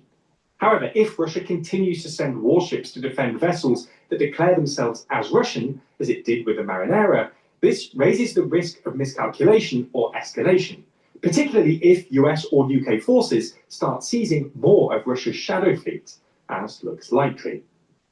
Whether or not you believe that the new year brings a new you, there's always pressure to find some way to better yourself as January rolls around. But where do you even start? Building new healthy habits isn't always easy to jump straight into. So forget about what he has to say about New Year's resolutions. Take my advice, take the supplements that I have, follow the protocol that I keep on mentioning on almost every video. And when you do that, you're going to slow down the aging process. You'll have more vitality. You will think better. Your cardiovascular system will be better. Your immune system and endocrine system will be better. And when you get into your geriatric years, you will fare much better. Please go to my store, get the magnesium and zinc. Magnesium and zinc will boost up your immune system. It's really important to take during the winter season, but you should be taking magnesium and zinc year-round. And magnesium increases the efficacy of vitamin D3 and helps with your brain function. Take my magnesium and zinc every day. Now we're talking about vitamin D3, right? Vitamin D3 will help with gene expression. It's a gene expression cofactor, super important. Vitamin D3 also helps to absorb calcium. So when you're doing resistance training, it'll help to build more denser bone. In addition, if you have osteoarthritis, You can do light resistance training on the joints that are a problem. Take vitamin D3 at higher doses with taking calcium. And when you do that, you're helping to remodel your bone. It takes about 7 to 9 months to do that. Vitamin D3 coupled with K2, MK7 will help your cardiovascular health. So please go to my store and get the vitamin D3. Vitamin D3 is also super important to take during the winter season. Why? Because it helps to get cells to go into apoptosis if they're infected. And since we're in the winter season, go to my store and get the structural nanosilver drops. You can get it in honey and lemon, cherry flavor, and also in blueberry. These are structural nanosilver drops. The moment you have that throat irritation, take it right away to mitigate the problem. If you're around someone that isn't feeling well, that's sick because of the winter season, take them prophylactically to protect your oral pharynx. Please go to my store and get the structural nanosilver drops. All right, with that, let's go to how Trump's Venezuela raid is helping China's Taiwan battle plans.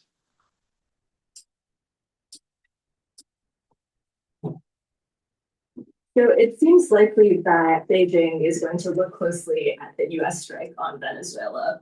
What lessons do you think the leadership in Beijing will be hoping to draw? I don't think they'll be looking at this as a sort of template for an attack on Taiwan, because there are just too many differences in terms of the terrain. But I do think they will look very closely at different components of it to help hone their own abilities, in particular to conduct a decapitation strike on Taiwan's leadership, because we know that's something they've talked openly about for some time as one part of a potential assault on Taiwan. And it seems to be something that they are focusing on increasingly over the last few years, probably as a result of Russia's failure to take out Ukraine's President Vladimir Zelensky in the early stages of the Russian invasion, and his subsequent success in rallying both domestic and international support for resistance against that invasion. For someone who looks at the military far less closely than you two,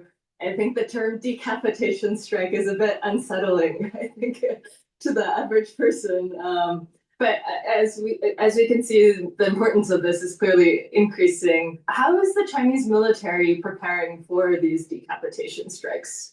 So one of the ways is through physical simulations. In 2015, China's state television showed footage of a similar mock-up of the Taiwan presidential palace, somewhere in the desert in northern China, and they were using that to practice an assault on Taiwan's leadership. And that training site has actually tripled in size since 2020, according to some satellite images that were published in October by a Japanese think tank. And it looks like one reason for that expansion is that they've added a bunch of other ministries, including a model of the Foreign Ministry and the Justice Ministry in downtown Taipei, as well as that mock-up of the presidential palace. I am so curious as to the level of detail they get down to. Like when Tsai Ing-wen was in office, would they have their pets with her pets taken into account? It's kind of hard to wrap your head around just what level of detail would be needed for that to be effective. But when I was in Taipei, it seemed like in the past few years, there's been a lot more talk from the military about decapitation style strikes. Yes, that's absolutely right, and including in the most recent drills, which just took place in December around Taiwan. They were called Justice Mission 2025. They involved dozens of Chinese warships, military aircraft, and long-range rockets being fired into waters very close to Taiwan. And they practiced a few things, a blockade of Taiwan's main ports. They simulated operations to stop foreign forces from intervening. But around the same time, the PLA senior colonel Zhang Che, who is at the National Defense University in China, he appeared on state TV to talk about the mission, and he made it clear that there was another element of operations that those exercises were trying to practice for. He says the exercises simulating strikes against symbolic targets associated with the ringleaders of Taiwan independence, And this shows that the PLA has formidable capabilities to deliver precise sanctions against the principal Taiwan independence criminals. It's interesting that the Colonel makes that point. So let's cover 10 pro tips for working with the Cursor agent. So I've got Cursor open and my agent on the right. And the first tip is to use Planbook. It's interesting that the Colonel makes that point so explicitly, especially in light of China's threats in recent years to impose criminal punishment, including the death penalty, against pro-independence leaders in Taiwan. That's right, because China passed its anti-secession law back in 2005, I think, but just in the last 2 years, it's really been stepping up those threats to apply that law to people in Taiwan. And of course, the US used charges of narco-terrorism to justify grabbing Maduro. So it's not surprising why some people are drawing parallels. Given what you said about the PLA's relative lack of experience, how well prepared is China to pull off a decapitation operation of the kind it's been practicing for? Presumably, they've made some progress through all those simulations and other drills they've been doing in recent years. But I think there are still a number of key obstacles, and probably the main one is that the People's Liberation Army has yet to achieve the kind of high-level integration of space, air, land, sea, cyber capabilities that are essential to pull off the kind of complex operation that we saw in Caracas. There's been a big effort by Xi Jinping over the last 10 years to try and make those exercises more focused on sort of real combat. But I think that's still a real challenge for the PLA. And it's not just the people and the training, but also the kit. I've read a lot about the failure of Venezuela's air defense system, which used Chinese tech. How concerned do you think China will be about that? We still don't know exactly what happened. These radars could have failed because of operator error. They could have been sabotaged. They could have just been poorly maintained. But I think their failure will be a big concern for the Chinese government because these are marketed as being able to detect missiles and stealth aircraft like America's F-22 fighter jet. But in this case, they seem to have completely failed. I think the Chinese government will also be very keen to analyze any information that might have come from those radars before they stopped operating in the weeks building up to this raid when the Americans were conducting a lot of operations around Venezuela's coast. And they'll be interested to see, right up until the moment that the radars failed, what, if any, data were they picking up? So, Jeremy, we've covered the lessons that Beijing and Taipei will be trying to draw from the US strike on Venezuela. But I wanted to ask, how do you think the raid will actually impact their actions going forward? I think a lot depends on what happens in the next few months, really. One thing that China will be looking at very closely is how their interests in Venezuela are affected, as well as those in other parts of Latin America. Right. There's a whole other episode we could do on what the TAC means for China's interests in South America, given that Venezuela was the largest recipient in the continent of official Chinese loans and grants, and that China in 2023 upgraded its relationship with Venezuela to an all-weather partnership. China will also be looking very closely at any changes in the balance of power within the Trump administration between different factions around Trump, and whether the Venezuela raid strengthens the so-called restrainers who want to focus more on the American homeland at the expense of China hawks who are more committed to Taiwan's defense. So there are a lot of factors at play in Beijing's calculations over Taiwan, and this strike is a new one, but only part of a much larger set of considerations. The bottom line, I think, is Venezuela itself is unlikely to change China's calculations in the short term, but it's certainly a good case study for the PLA as it tries to develop its various capabilities, especially for its special forces, to be ready for an attack on Taiwan. We know Xi Jinping set them goal of 2027 to be capable of achieving that. And then over the longer term, if the Venezuela raid leads to America getting bogged down there or in other military escapades in the Western Hemisphere, or if China becomes concerned about other autocracies around the world being toppled, or indeed if America becomes overconfident about its capacity to use force, then it could become one of several factors that start to shape China's thinking on Taiwan.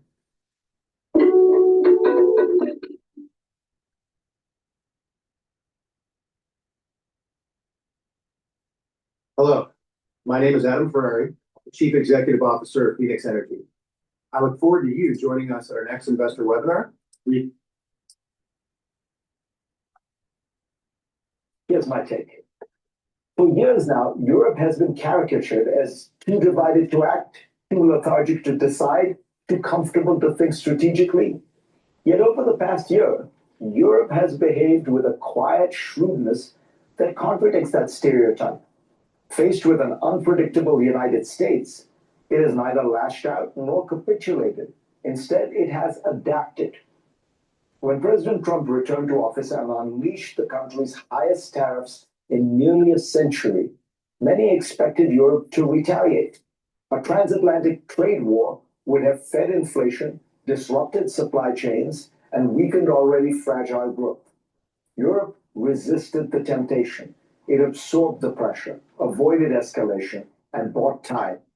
That restraint prevented a downward global spiral. Then, last week, Europe acted. After 25 years of stalled negotiations, EU countries approved a sweeping trade agreement with Brazil, Argentina, Paraguay, and Uruguay. If ratified, it will create one of the world's largest free trade zones by population, more than 700 million people. Nor is the outreach to Latin America an isolated move.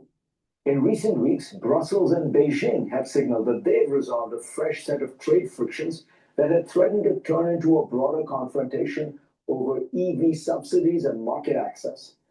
Europe remains wary of China's industrial policies and its political system, but the EU now views China as a necessary partner. At the same time, Europe has accelerated its outreach to Southeast Asia. The EU now has trade agreements in force with Singapore and Vietnam, has concluded negotiations with Indonesia, and is pushing ahead with talks across the region. The region, by the way, is already the EU's third largest trading partner outside Europe. This instinct to diversify is spreading far beyond Europe. Consider Canada. For 3 decades, Ottawa made a clear strategic bet that its future lay in ever deeper integration with the United States, economically, diplomatically, politically. More than 75% of Canadian goods exports flowed south in 2024. It was one of the most successful integration stories of the post-Cold War era. That trust has now been shattered. Trump's tariffs, threats to reopen trade agreements, and bizarre declarations about annexing Canada have forced a rethink. Canada's new Prime Minister, Mark Carney, has responded by openly seeking distance from Washington. Arriving in Beijing this week, Canada's Foreign Minister, Anita Anand, put it bluntly. It is necessary for us to diversify our trading partners and to grow non-US trade by at least 50% over the next 10 years. That is not hedging. It is a strategic reversal. China's trade data reveal that the world is not de-risking from Beijing, but from Washington. Despite sharply reduced exports to the US, China's overall exports continue to rise. Its trade surplus surged to nearly $1.2 trillion in 2025 as shipments to Latin America, Africa, Europe, and much of Asia expanded rapidly.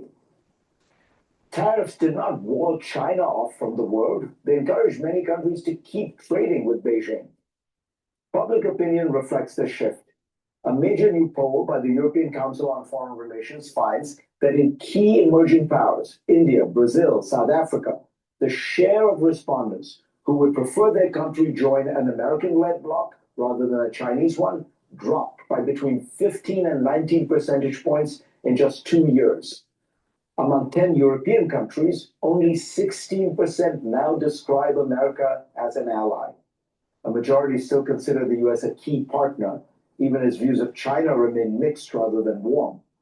As Singapore's former foreign minister George Yeo put it recently, Trump is fast forwarding the future towards multipolarism.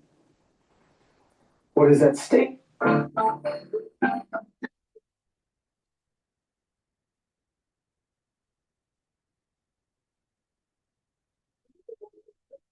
Every time.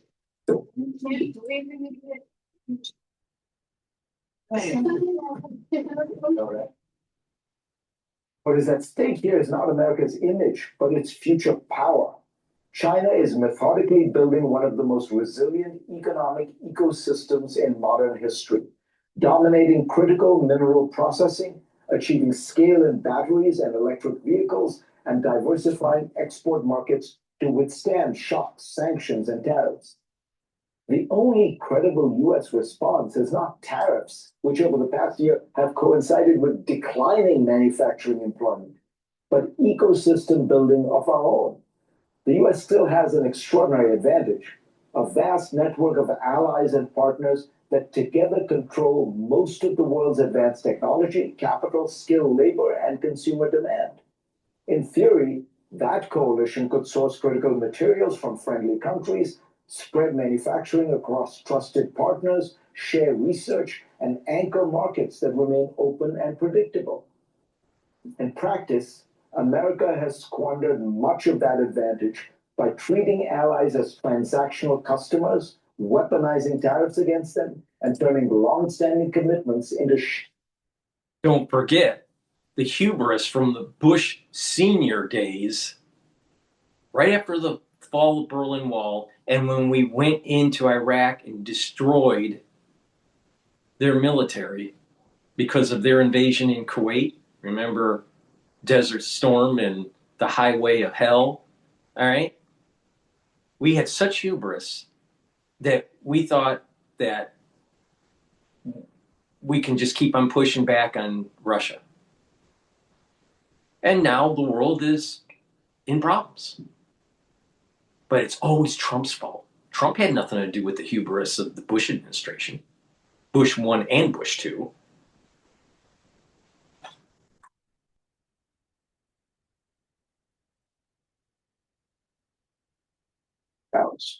Washington has encouraged others to hedge. Most extraordinarily, the US is no longer the trendsetter. It is retreating to protectionism and nationalism, while the world is searching for more trade and cooperation. For decades, the global order was built on an American Russia was looking for help with trade, but we had shock therapy from Jeffrey Sachs that didn't work.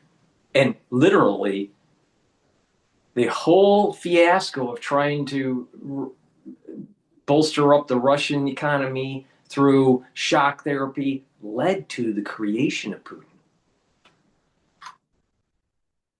No, but that's Trump's fault. That must be Trump's fault. Yeah, yeah.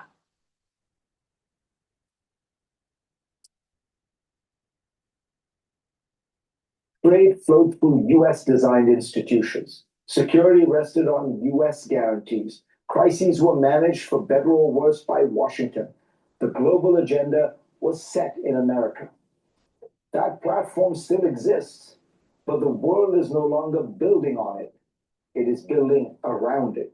President Trump announced additional 10% tariffs going to 25% on imports from several of America's closest allies, including the UK. This might France, move and markets a Britain. little bit in the negative for equities. That's the time to buy. That's the time to buy.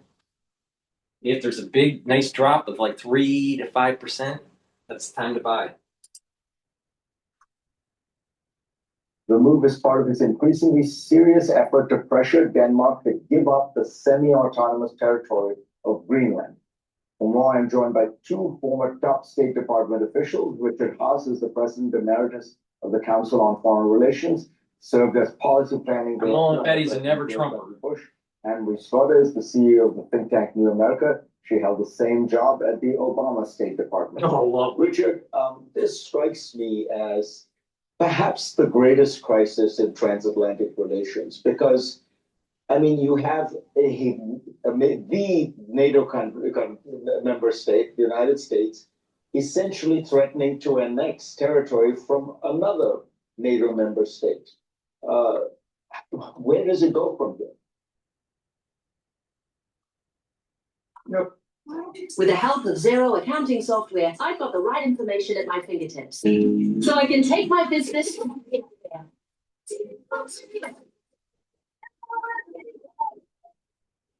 Zero with an X. Here's to the go-getters, whether they're in the gym or anywhere else. 30 grams of protein and tons of fluid. You know, Fareed, we talk about all sorts of difficult issues on your show, what to do about China, Gaza, Ukraine, Russia, Venezuela, what have you. This is not a difficult issue. Obviously, we want to have closer security and economic ties with Greenland, and I get it. That's why God invented diplomats. Marco Rubio, the Secretary of State, should simply be over there negotiating a mutually acceptable agreement. These tariffs, these threats, this mafia-like talk, you could be forgiven for thinking the United States wants to provoke a crisis with Europe.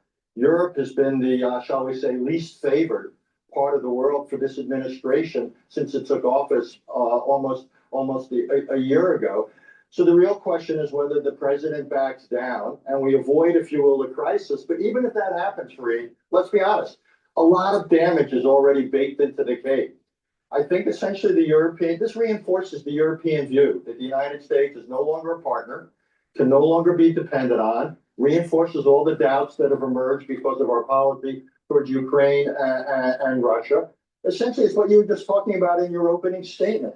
This is just going to flip the perception of the United States as an ally, a partner, someone to work with, and increasingly we're either someone to work around or even worse, work against.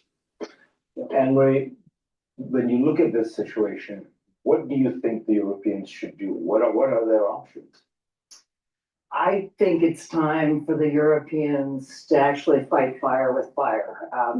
Your column this week talks about how they have resisted a trade war, how they've pursued a strategy really of broadening their own trade agreements. I agree with that. At this point, I think they have to use what we call the bazooka. Now think about this for a second, okay? She's from Obama's administration. She, I'm sure, wants the Democrats to win in the midterm elections and get control of the House so they can impeach Trump, all right? In a perfect world, in her mind, the Democrats would control the House and the Senate, all right, so they can have an impeachment trial. But if they fight fire with fire, then the markets will tank even more. Now, for you to make money, buy into that, all right? But for the midterm election, a little bit instability, it takes months to heal the market, and then you go into the midterm elections, everyone's upset about the uneasiness of the economy, and the Democrats get into office. So that's what she wants. She wants them to fight fire with fire so the Democratic Party can get into the House, the House of Representatives. But if you don't dive in, and why is she saying that? You just take that at surface, and it's like, well, maybe what she's saying is no big deal. But there's something deeper here, more sinister. Is she really about the United States, or is she really about the Democratic Party? Is she really about the United States and its hegemonic power, or is she really about just getting rid of Trump?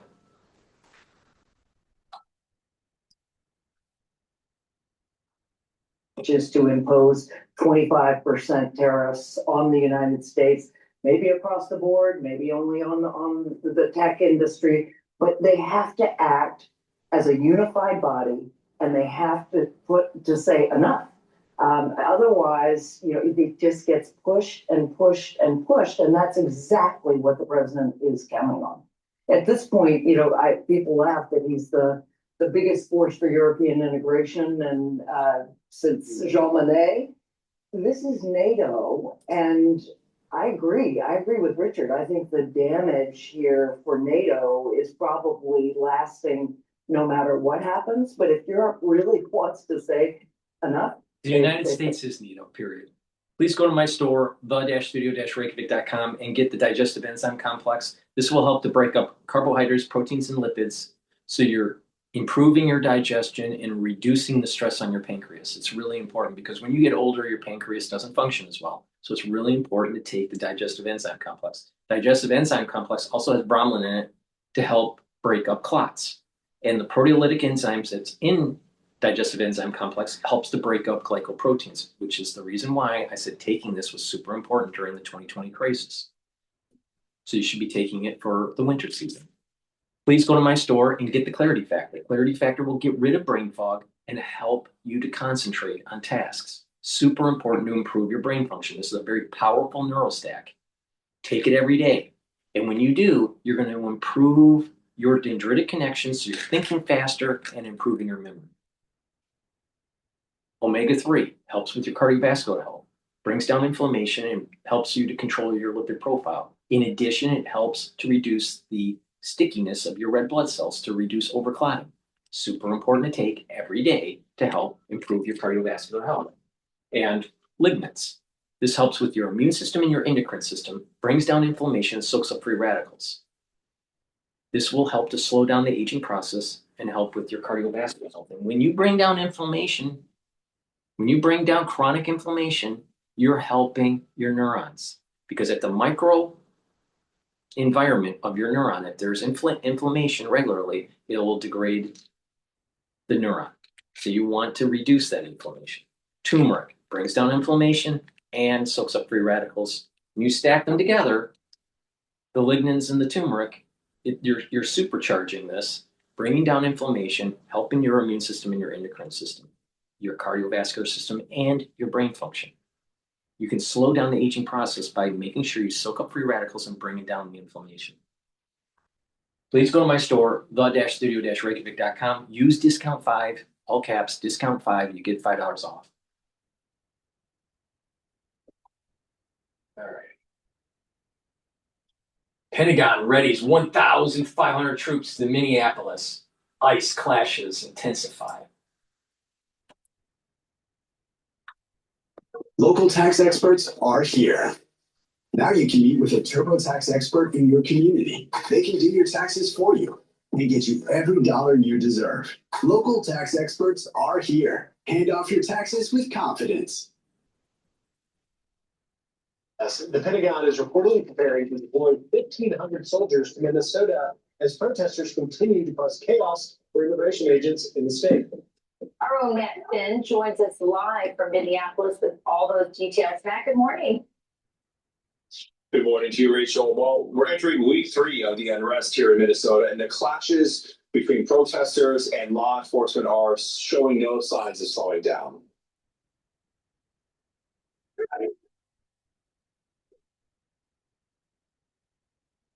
Another tense scene Saturday outside the federal ICE facility. Law enforcement holding the line against angry protesters who can be heard screaming, "Kill yourself," and "Un-American" to officers. The Washington Post reporting about 1,500 active duty soldiers preparing.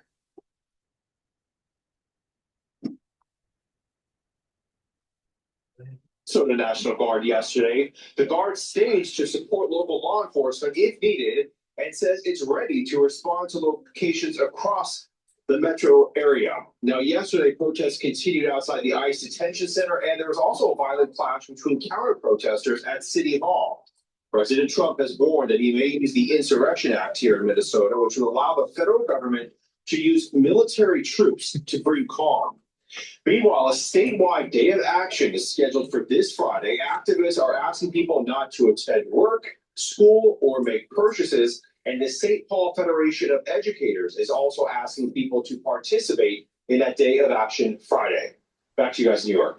All right, Matt Finn, live force in Minneapolis. Matt, thank you.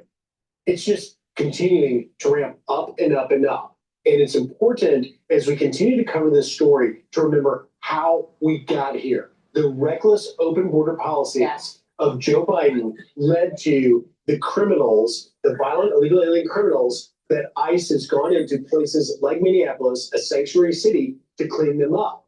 And you had yesterday, Stephen Miller, Deputy Chief of Staff, really railing on Minnesota's leaders, accusing them of aiding and abetting anti-ICE violence. Watch this. These are acts of insurrection against the laws of the United States and against the sovereignty of the United States. 4 illegal aliens who broke into this country, who then raped children, who committed human trafficking, sex trafficking, drug trafficking, protected, shielded, sheltered, coddled, defended at every level by the leadership in Minnesota. And then when ICE goes out to make these arrests, they unleash violent mobs to attack, assault, and impede ICE officers. And they refuse to allow the city police to protect those ICE officers in the conduct of their duties, willfully aiding and abetting this violence. But the key word they're talking about insurrection there from Stephen Miller. Yeah, they were against that. And he's talking about insurrection. Maybe we're going to get the Insurrection Act. Yeah. Oh, right. You know, from President Trump. But I couldn't help but think we're a day before honoring and celebrating the life of Dr. Martin Luther King. What was his message? Nonviolence, peaceful protests. Doesn't appear like we're seeing any of that in Minnesota. No, not at all. It's also, there's a long history, of course, on the left of having these kind of like shock troops from, you know, these like, you know, activists who will create violence, create chaos, trying to destabilize the things that the administration is trying to do, things that are wildly popular. The president has a mandate. He won. The border issue, as you brought up, was front and center. Democrats recognized they were on the wrong side of it. And so now what they're saying is, we don't like the way you're doing it. And again, they find themselves on the side of, just like Kilmar Abrego, they find themselves on the side of all the people that we put up on the wall last week, showing that there were murders, rapists, as Stephen Miller said, and people who committed terrible crimes, people that every parent would want off the streets. I think the political question here is, this is not talking about affordability from the Democrat side. Is this really what their voters want? Maybe their voters on the far left, but what about the people in the middle? And again, another thing is, Minneapolis is the home of Ilhan Omar, a deeply, deeply unpopular figure, and she's become front and center on this as well. So I think it all is not. There been some fraud. Yeah, exactly. She's suddenly like $30 million richer now, and we're uncovering all this daycare fraud. So I don't know if in the long run this is going to work. This might be their BLM. Well, it's a great point, Rachel, because you mentioned Ilhan Omar, who is leaning hard into bringing back the abolish ICE. That has not been a winning message. And, you know, you can dislike Stephen Miller, and you can think that his rhetoric is too harsh, but factually, he's correct. The Minneapolis is protecting these illegal criminal aliens. Now, the mayor, Jacob Fry, argues that they're not a sanctuary city. They have a separation ordinance. But at the end of the day, they do the same thing. They refuse to cooperate with ICE. The White House called them out yesterday, saying Minnesota sanctuary politicians have released nearly 470 criminal illegal aliens back into American communities since President Trump took office. ICE working every single day to remove the worst of the worst criminal illegal aliens from terrorizing their state. I would just add to that, Rachel, there's also 1,360 violent illegal criminal aliens currently in custody in Minnesota jails held by authorities. And yet all ICE is saying is, just hand them peacefully to us, don't release them to the streets. It keeps the community safer, and we don't have ICE having to make arrests at large. We know a lot of these protesters are paid, but among these protesters are a lot of rich Edina moms pining for their 1960s protests and their in their university days. Those ladies are protected from a lot of this. Their kids are not getting. She's talking about the ladies, but what I noticed when I was in an event at Harvard, there was a very prestigious CEO in the luxury brand market that wrote a book recently talking about his experience in the industry. Because of the Chatham House rules, I can't tell you all the details, but he really pushed about how he, was a child of the 60s and how he was against the Vietnam War and all this stuff. And that, he made a comparison between the hippie generation today and the millennials today. All right. and the social unrest. So you can kind of see that this whole woke agenda is just a tributary right out of the stupidity of the 1960s. And of course, out in school, that CEO happened to be 80 years old, of draft age during the Vietnam era, and didn't serve. How that happened? How did that happen? You'd be surprised. When you start seeing these baby boomers that are age 80, 81, 79, 78, that's an age where they were hiding in school to not serve in the military. Just remember that. When you see an elderly person and you find out that they dodged the draft, they didn't serve, don't look positively on them.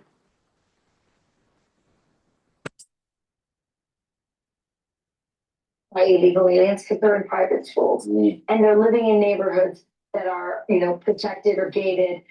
So they are among the paid protesters, but I do not think that they represent the common sense people. The problem in Minnesota is common sense people are cowed into silence. They're so afraid, and you saw that with the crime being committed in the daycares. Lots of good people saw the corruption, but were so afraid in that political environment in Minneapolis of being called racist for calling out the corruption. Yeah, and we'll see as we continue to cover this whether or not the really frigid temperatures will dial things down. There's calls for more protests today and coming this week. I'm Steve Ducey. I'm Brian Kilmeade. And I'm Ainsley Earhart. And click here to subscribe to the Fox News YouTube.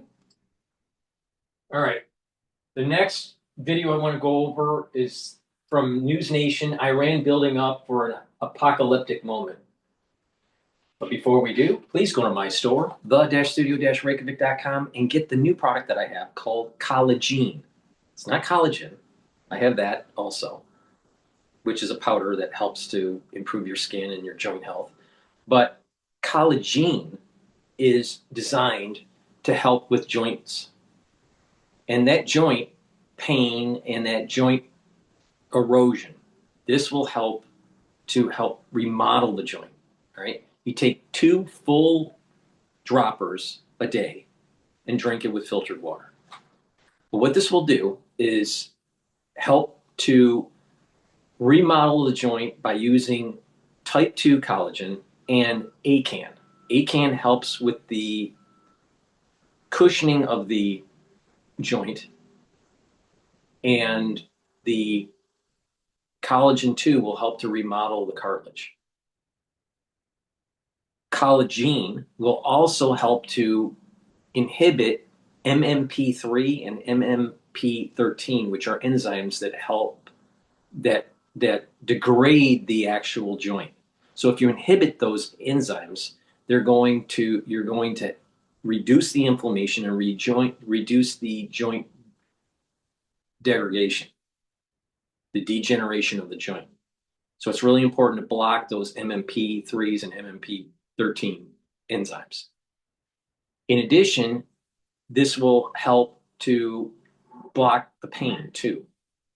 There's like this phantom pain, right, that happens when the joint starts to degrade. You can block that. So that's eliminating the pathway for, I think it's EP4. So you have joint remodeling with collagen 2 and ACAN.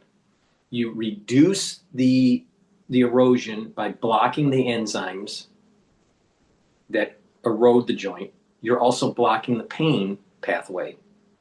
And collagen helps to recruit the glucosamine to help to remodel the joint, the cartilage, and also help to recruit chondroitin that helps with the cushioning of the joint. This is very powerful, really important if you start having joint problems. So if you're older and you have joint problems, or if you have had a sports injury, you should be taking this. Now, please go to my store, get the collagen. Again, it's powerful, and you should be taking 2 large droppers of this a day and drink filtered water. Please go to my store, the-studio-reykjavik.com. Use discount 5 and you get $5 off. With us now is Iranian activist Brighteon. I'm just going to have you say your last name. Go ahead and say your last name.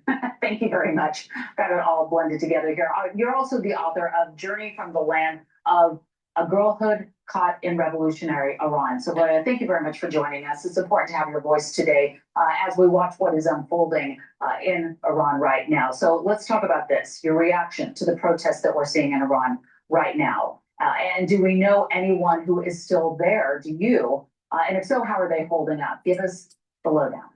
There is no news coming out of Iran. That's the most terrifying part. There are people that are missing from whom I had heard via social media on January 8th, and they have not renewed their posts. They have not given any news. I think people underestimate how terrifying it is that a government shuts down its internet and all ways of communication for people with the outside world. And that's where things are at the moment. I mean, it is so hard to understand being so far away from it all. And as we see these images on our screens, they are just absolutely devastating. The Supreme Leader said in an address on Saturday, quote, "In this revolt, the U.S. president made remarks in person, encouraged people to go ahead and said, we do support you. We do support your military." What do you make of him blaming Trump for the death toll? And I'm wondering if you think this is a sign that leadership in Iran is digging in versus letting up despite these historic protests. The Supreme Leader can't give up or give in at this moment. For the past 47 years, this is the trajectory on which he has been. The whole, the founding fathers of the Iranian Revolution have been. They have been building up to reach an apocalyptic moment where there is a final confrontation with the United States. And this is everything he's been looking for. It could be the Titanic that's sinking, but that's exactly what he has been preparing for. That's exactly sort of the final encounter that he is looking to have with the United States. And this is, in his view, the way to pave the way for the hidden imam or the Muslim Messiah to arrive. Right. Yesterday we spoke to U.S. Ambassador to Israel, Mike Huckabee. I'd like to play you some of what he had to say and get your reaction. Let's listen. The real tipping point is going to be when members of the regular army and the police decide that they can no longer be a part of this atrocity against their own people. When the police members are told to start slaughtering their neighbors, people that they know, there's going to come a point which they will likely say, that's it, we're not going to continue to be a part of this. And when the police and members of the regular army join the protesters, then the revolution has really taken its full zenith. So do you see Iranian military or police joining protesters at some point? I'm wondering what your reaction to Huckabee is. I think he is half correct in that in every revolution, you need to have the security forces finally letting up and deciding that they can no longer participate in the mass killing of their own population. That moment hasn't come in Iran yet. However, these are not just all Iranian security forces who have been assaulting people over the past week. There are also militia forces that have been imported from Iraq into Iran. And these militia forces who have come to Iran by the thousands are the forces that have been fighting ISIS, that have been fighting underground armed groups for years in Iraq. So imagine what it's like for an unarmed group of people who are out there for a civil rights movement, for a civilian unarmed movement, faced with savages who are armed and who have been trained and who have exercised the mass killings in another country, who don't speak the language of the local population, who have no relationship with the local population. So I think it's yes, the security forces need to put their weapons down, but those are not the only people on the ground. And I think at the same time, the degree to which the regime has quashed the demonstrations is so deep and so violent that I think it will take many days, weeks for them to return. If the United States made the promise to support the protesters, they need to show some support visibly, tangibly, in order for it to return to the streets. Thank you for watching. Subscribe below and download our News Nation app right now on your phone, and you will get fact-based, unbiased news for all Americans. Please go to my store, the-studio-reykjavik.com, and get the C60. You can get an extra virgin olive oil, MCT coconut oil, and also avocado oil. C60 is 1,000 times stronger than vitamin C. C60 you should take on an empty stomach for best absorption. Take a teaspoon a day, every day. And by doing this, you're soaking up free radicals, reducing stress in your cells and in your tissues. When you do that, your tissues will perform better, your organ systems will perform better. Your immune system and endocrine system will perform better, you'll have better brain function and better cardiovascular health. Now, at the cellular level, what this will do is soak up the free radicals, reduce stress on the cell. The cell's mitochondria will improve, and it'll improve the ATP creation, so you have more energy. And when your cells are performing better and have more energy, your tissues will perform better.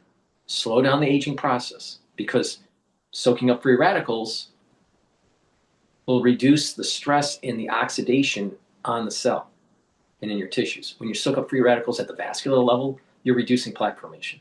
You soak up free radicals at the neuron level, you're reducing stress on the neuron, improving the ATP levels, and improving your concentrations for your neurotransmitters. So you're improving the connections between your neurons that allow you to think faster and to have better memory. So by taking C60, you're going to be able to soak up those free radicals, improve your immune system, improve your endocrine system. So please go to my store, the-studio-reykjavik.com. Slow down the aging process by taking C60.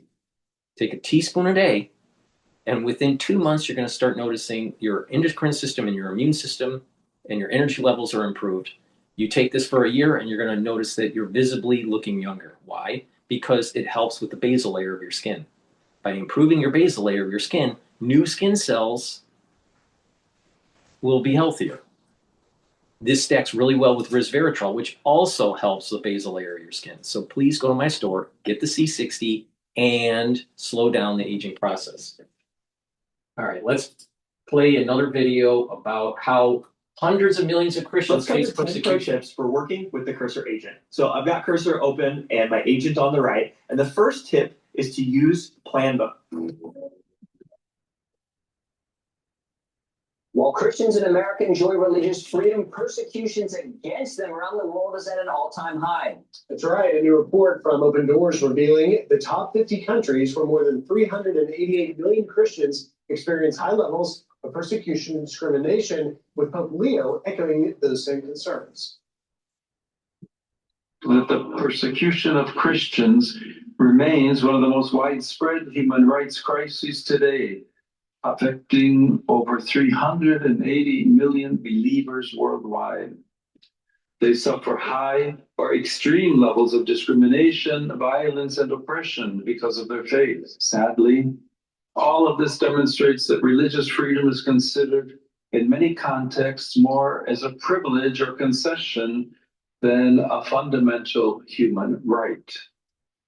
Here to discuss the alarming trend is Chief Religion Correspondent Lauren Green. Lauren, let's start with this. First of all, welcome. We're so happy to have you here. Such an important topic.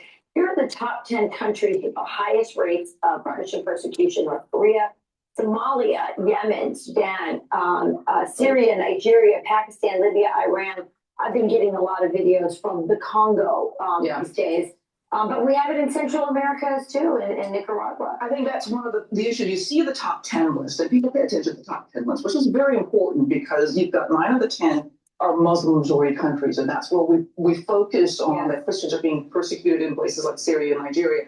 North Korea has been on the top of the list for a very long time. And like, why is North Korea continually on the top of the list? Because they're such a secretive communist nation, but also because they actually kill Christians too. Yes, they do. I mean, and they're using more secretive means like AI facial recognition, like the Chinese are doing too.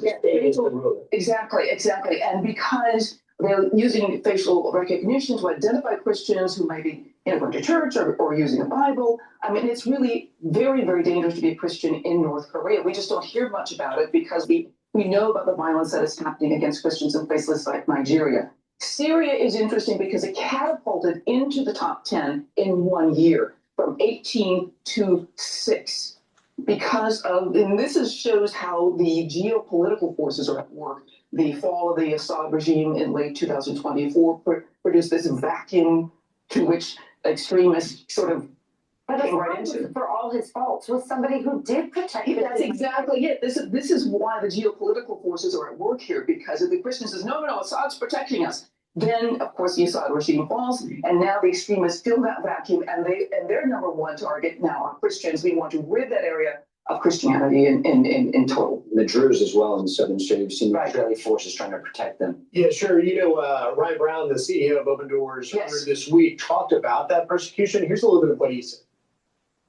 You have men and women that are being locked in their houses, and those houses are being lit on fire as they try to escape. They're being shot by machine guns or attacked by machetes, all the while the extremists are shouting, "Death to Christians, death to Christians." Yes, I did that interview with Ryan, and the one thing that was very interesting he said was how this is a geopolitical problem with geopolitical solutions, but it's also a spiritual problem. So President Trump has said, I'm going to end the political, the Christian persecution. He threatened Nigeria. He actually... It's on Christmas, loud tomahawks. No, absolutely. You're not going to bomb us on Christmas. We're just kidding. Absolutely. And he has an office dedicated to helping him sort of get alerted about what's happening. So President Trump has done more than that because remember the Biden administration took Nigeria off the list of countries of particular concern. And the World Watch groups are going, what are you doing? They are the worst. They're slaughtering Christians.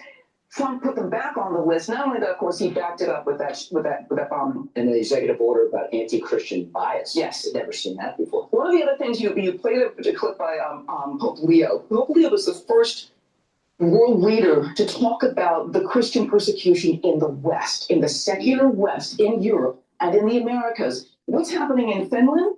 The prosecution of a member of parliament because for hate speech because of her stance on marriage and sexuality. Yeah. 3 times she's gone they prosecuted her. They keep bringing her back into court, questioning her. This is how it's happening in the West. It's litigious. That's why Finland was added to the tariff list that Trump just Greenland. Before we let you go, you talk about Leo. What about Nicki Minaj? Sorry, I didn't do my research on Nicki Minaj. She and I are not BFFs. She brought a lot of spotlight. She sure did. I think a lot of these celebrities, when they come out for Christian conservatives, they are being bold because they have to be. When you've got a doctor, a Supreme Court justice who can't define what a woman is, now that's just the definition of anarchy. Yeah. And I think this is why they're doing it. It's like, no, we've gone a little too far. Pope Leo deserves credit. The last pope talking a lot about the climate, never talked about the persecution of Christians, much less in the West, which, as you said, is litigious and it takes a different form. But it is persecution nonetheless. Christians, the number one persecuted religion in the world. We need to stand up. And the largest religion in the world. And the largest. It's the number one target. It is, and it has been for years. I've been covering this for years, and every year I've seen the numbers jump. From 2024 to 2025, it jumped from 381 million to 388 million. It is climbing. You're doing a great job. An important issue. Thank you very much. Thank you. It's very important. People need to be paying attention to this. Absolutely. I'm Steve Ducey. I'm Brighteon Channel. And I'm Ainsley Earhart. And click here to That's the end of my broadcast. Please go to my store, the-studio-reykjavik.com. We're going to see a lot of activity in Q1 of this year because of Trump, in terms of the economy, in terms of geopolitics, in terms of what's going on domestically. Stay tuned. Make sure you follow my live streams. I greatly appreciate if you share the links and ask your social media to follow me. And please help support the work that I do by purchasing the great products that I offer. These are products that I take every day to slow down the aging process and to boost up my immune system. Thank you for listening and have a nice day.